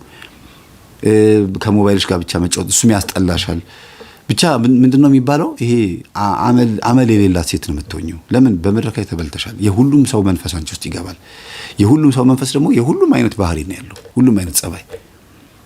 ይሄ ማስወገድ የምትችይው ክፍልሽ ውስጥ የጸሎት ክፍል ካለ፣ በእመቤቴ ስዕል ፊት ተንበርክከሽ እግዚአብሔር ሆይ ማረኝ እባክህን በላይ ላይ ያለው መንፈስ በጠባቂ መላኬ በኩል አስወግድልኝ ብለሽ ስትለምኚ፣ ጸበል ሄደሽ ስትጠመቂ፣ ንስሐ ገብተሽ ቅዱስ ቁርባን ስትወስጂ፣ ከዚህ ውጪ ሌላ መፍትሄ የለውም። ዝም ብለሽ ገዳም ለገዳም መዞር ከቤት ይጀምራል። ቤትሽ ከዛ በኋላ እያልሽ ወደ ቤተ ክርስቲያን ቅዳሴ በማስቀደስ የቅዳሴ ጸበል በመጠጣት ህይወትሽን ማስተካከል ትችያለሽ። ሞዴል ወንድም ሆንክ ሴት ቲያትር የምትሰሩትም ብትሆኑ ዘፈን የምትዘፍኑትም ሌሎችም መድረክ ላይ ፕሮግራሞችን የምታቀርቡ የተለያየ አይነት ስታንድ አፕ ኮሜዲ የምታቀርቡ ሰዎች ራሳችሁን ጠብቁ እባካችሁን።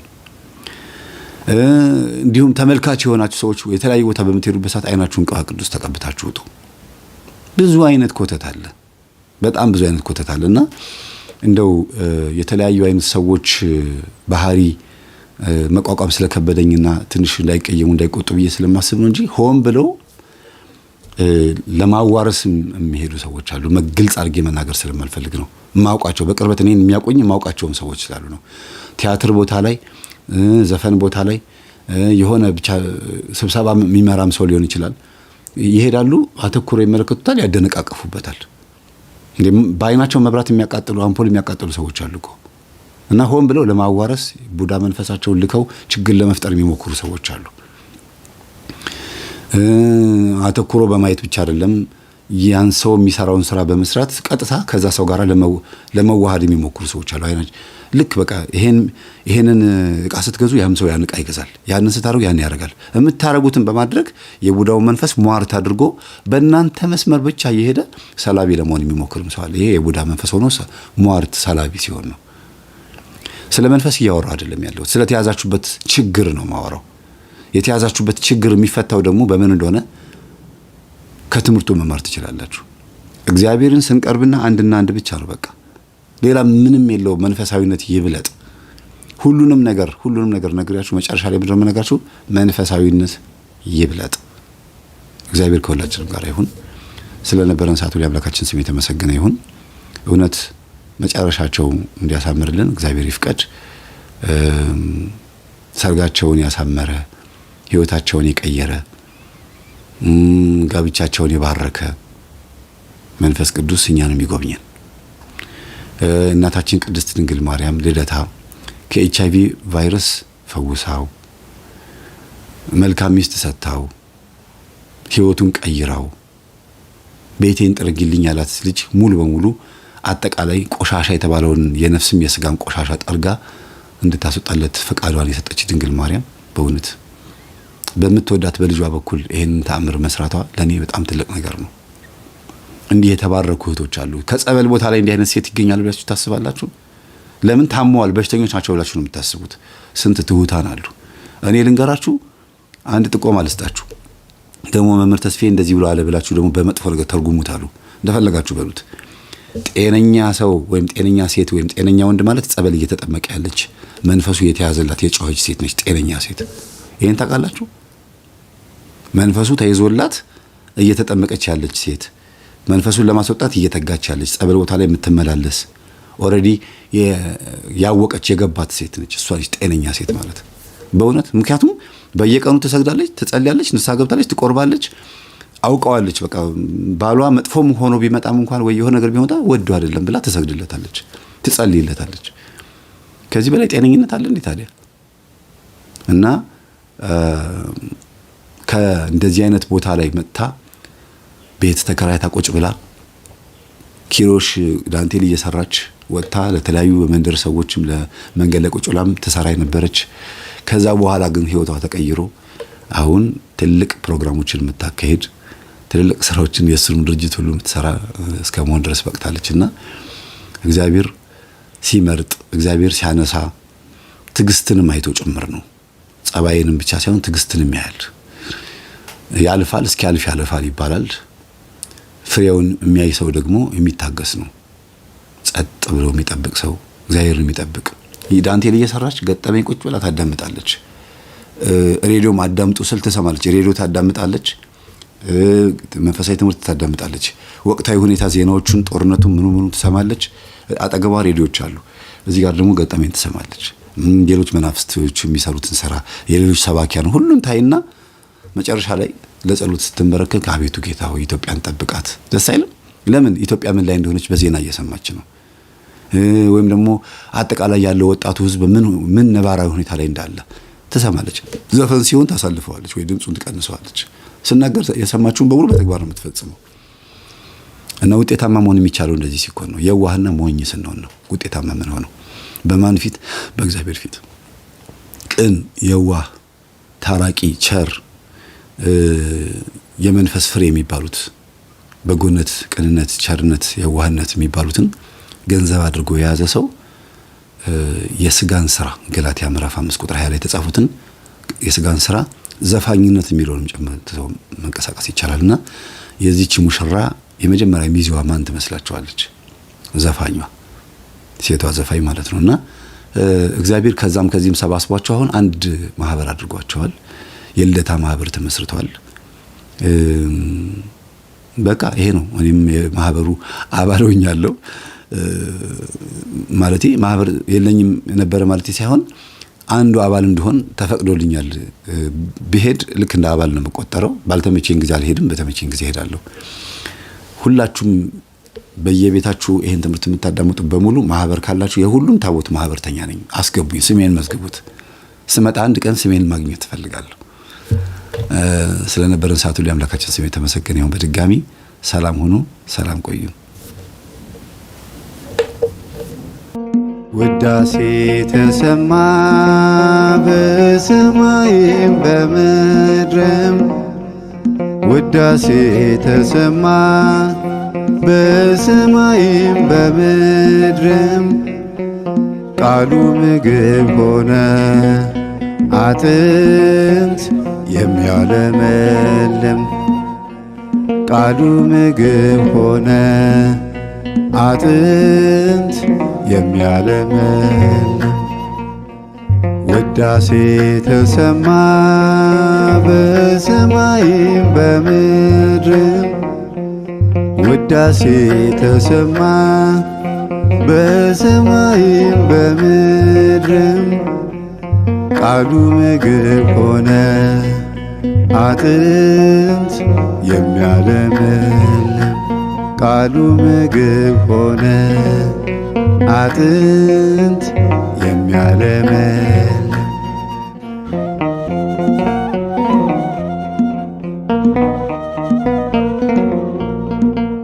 የሰው ልጅ አይኖርም በእንጀራ ብቻ፣ የጌታ ቃል ኃያል ወደር የለው አቻ።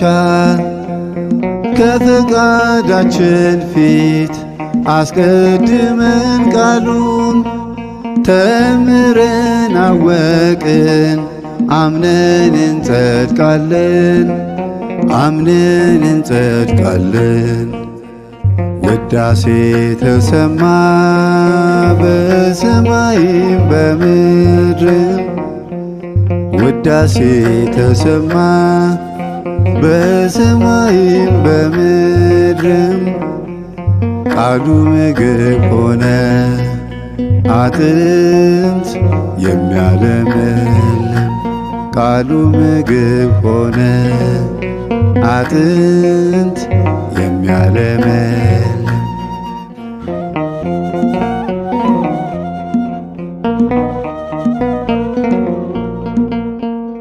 ንገስብን አለን በቅዱስ መንፈስህ፣ ካለን ሀብት በሙሉ አንተ ትበልጣለህ። የኛ የሆነውን ያንተ ነው ብለናል። እንዲህም ስላልን ድንን አብርተናል፣ ድንን አብርተናል። ውዳሴ ተሰማ በሰማይም በምድርም፣ ውዳሴ ተሰማ በሰማይም በምድርም፣ ቃሉ ምግብ ሆነ አጥንት የሚያለመልም፣ ቃሉ ምግብ ሆነ አጥንት የሚያለመልም።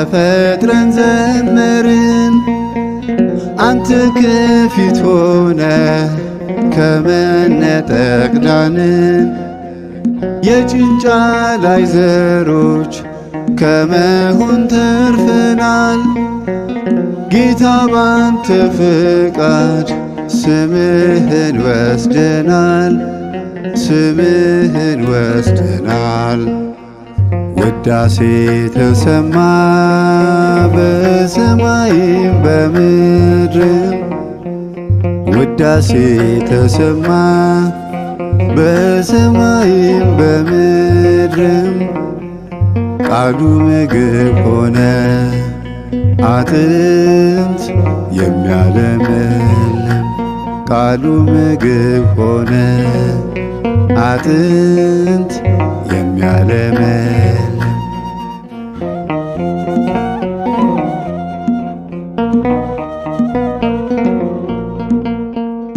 ሊያስተምረን መጣ በሰው ሰውኛችን ምሳሌው ግልጽ ነው ስለ ነፍስ ያወጋን ትምህርቱ ሊለውጥ ከክፋት ሊያወጣን ሊያድን መጥቷልና በደሙ እንታትም በደሙ እንታትም ውዳሴ ተሰማ በሰማይም በምድርም ውዳሴ ተሰማ በሰማይም በምድርም ቃሉ ምግብ ሆነ አጥንት የሚያለመልም ቃሉ ምግብ ሆነ አጥንት የሚያለመልም ውዳሴ ተሰማ በሰማይም በምድርም ውዳሴ ተሰማ በሰማይም በምድርም ቃሉ ምግብ ሆነ አጥንት የሚያለመልም ቃሉ ምግብ ሆነ አጥንት የሚያለመልም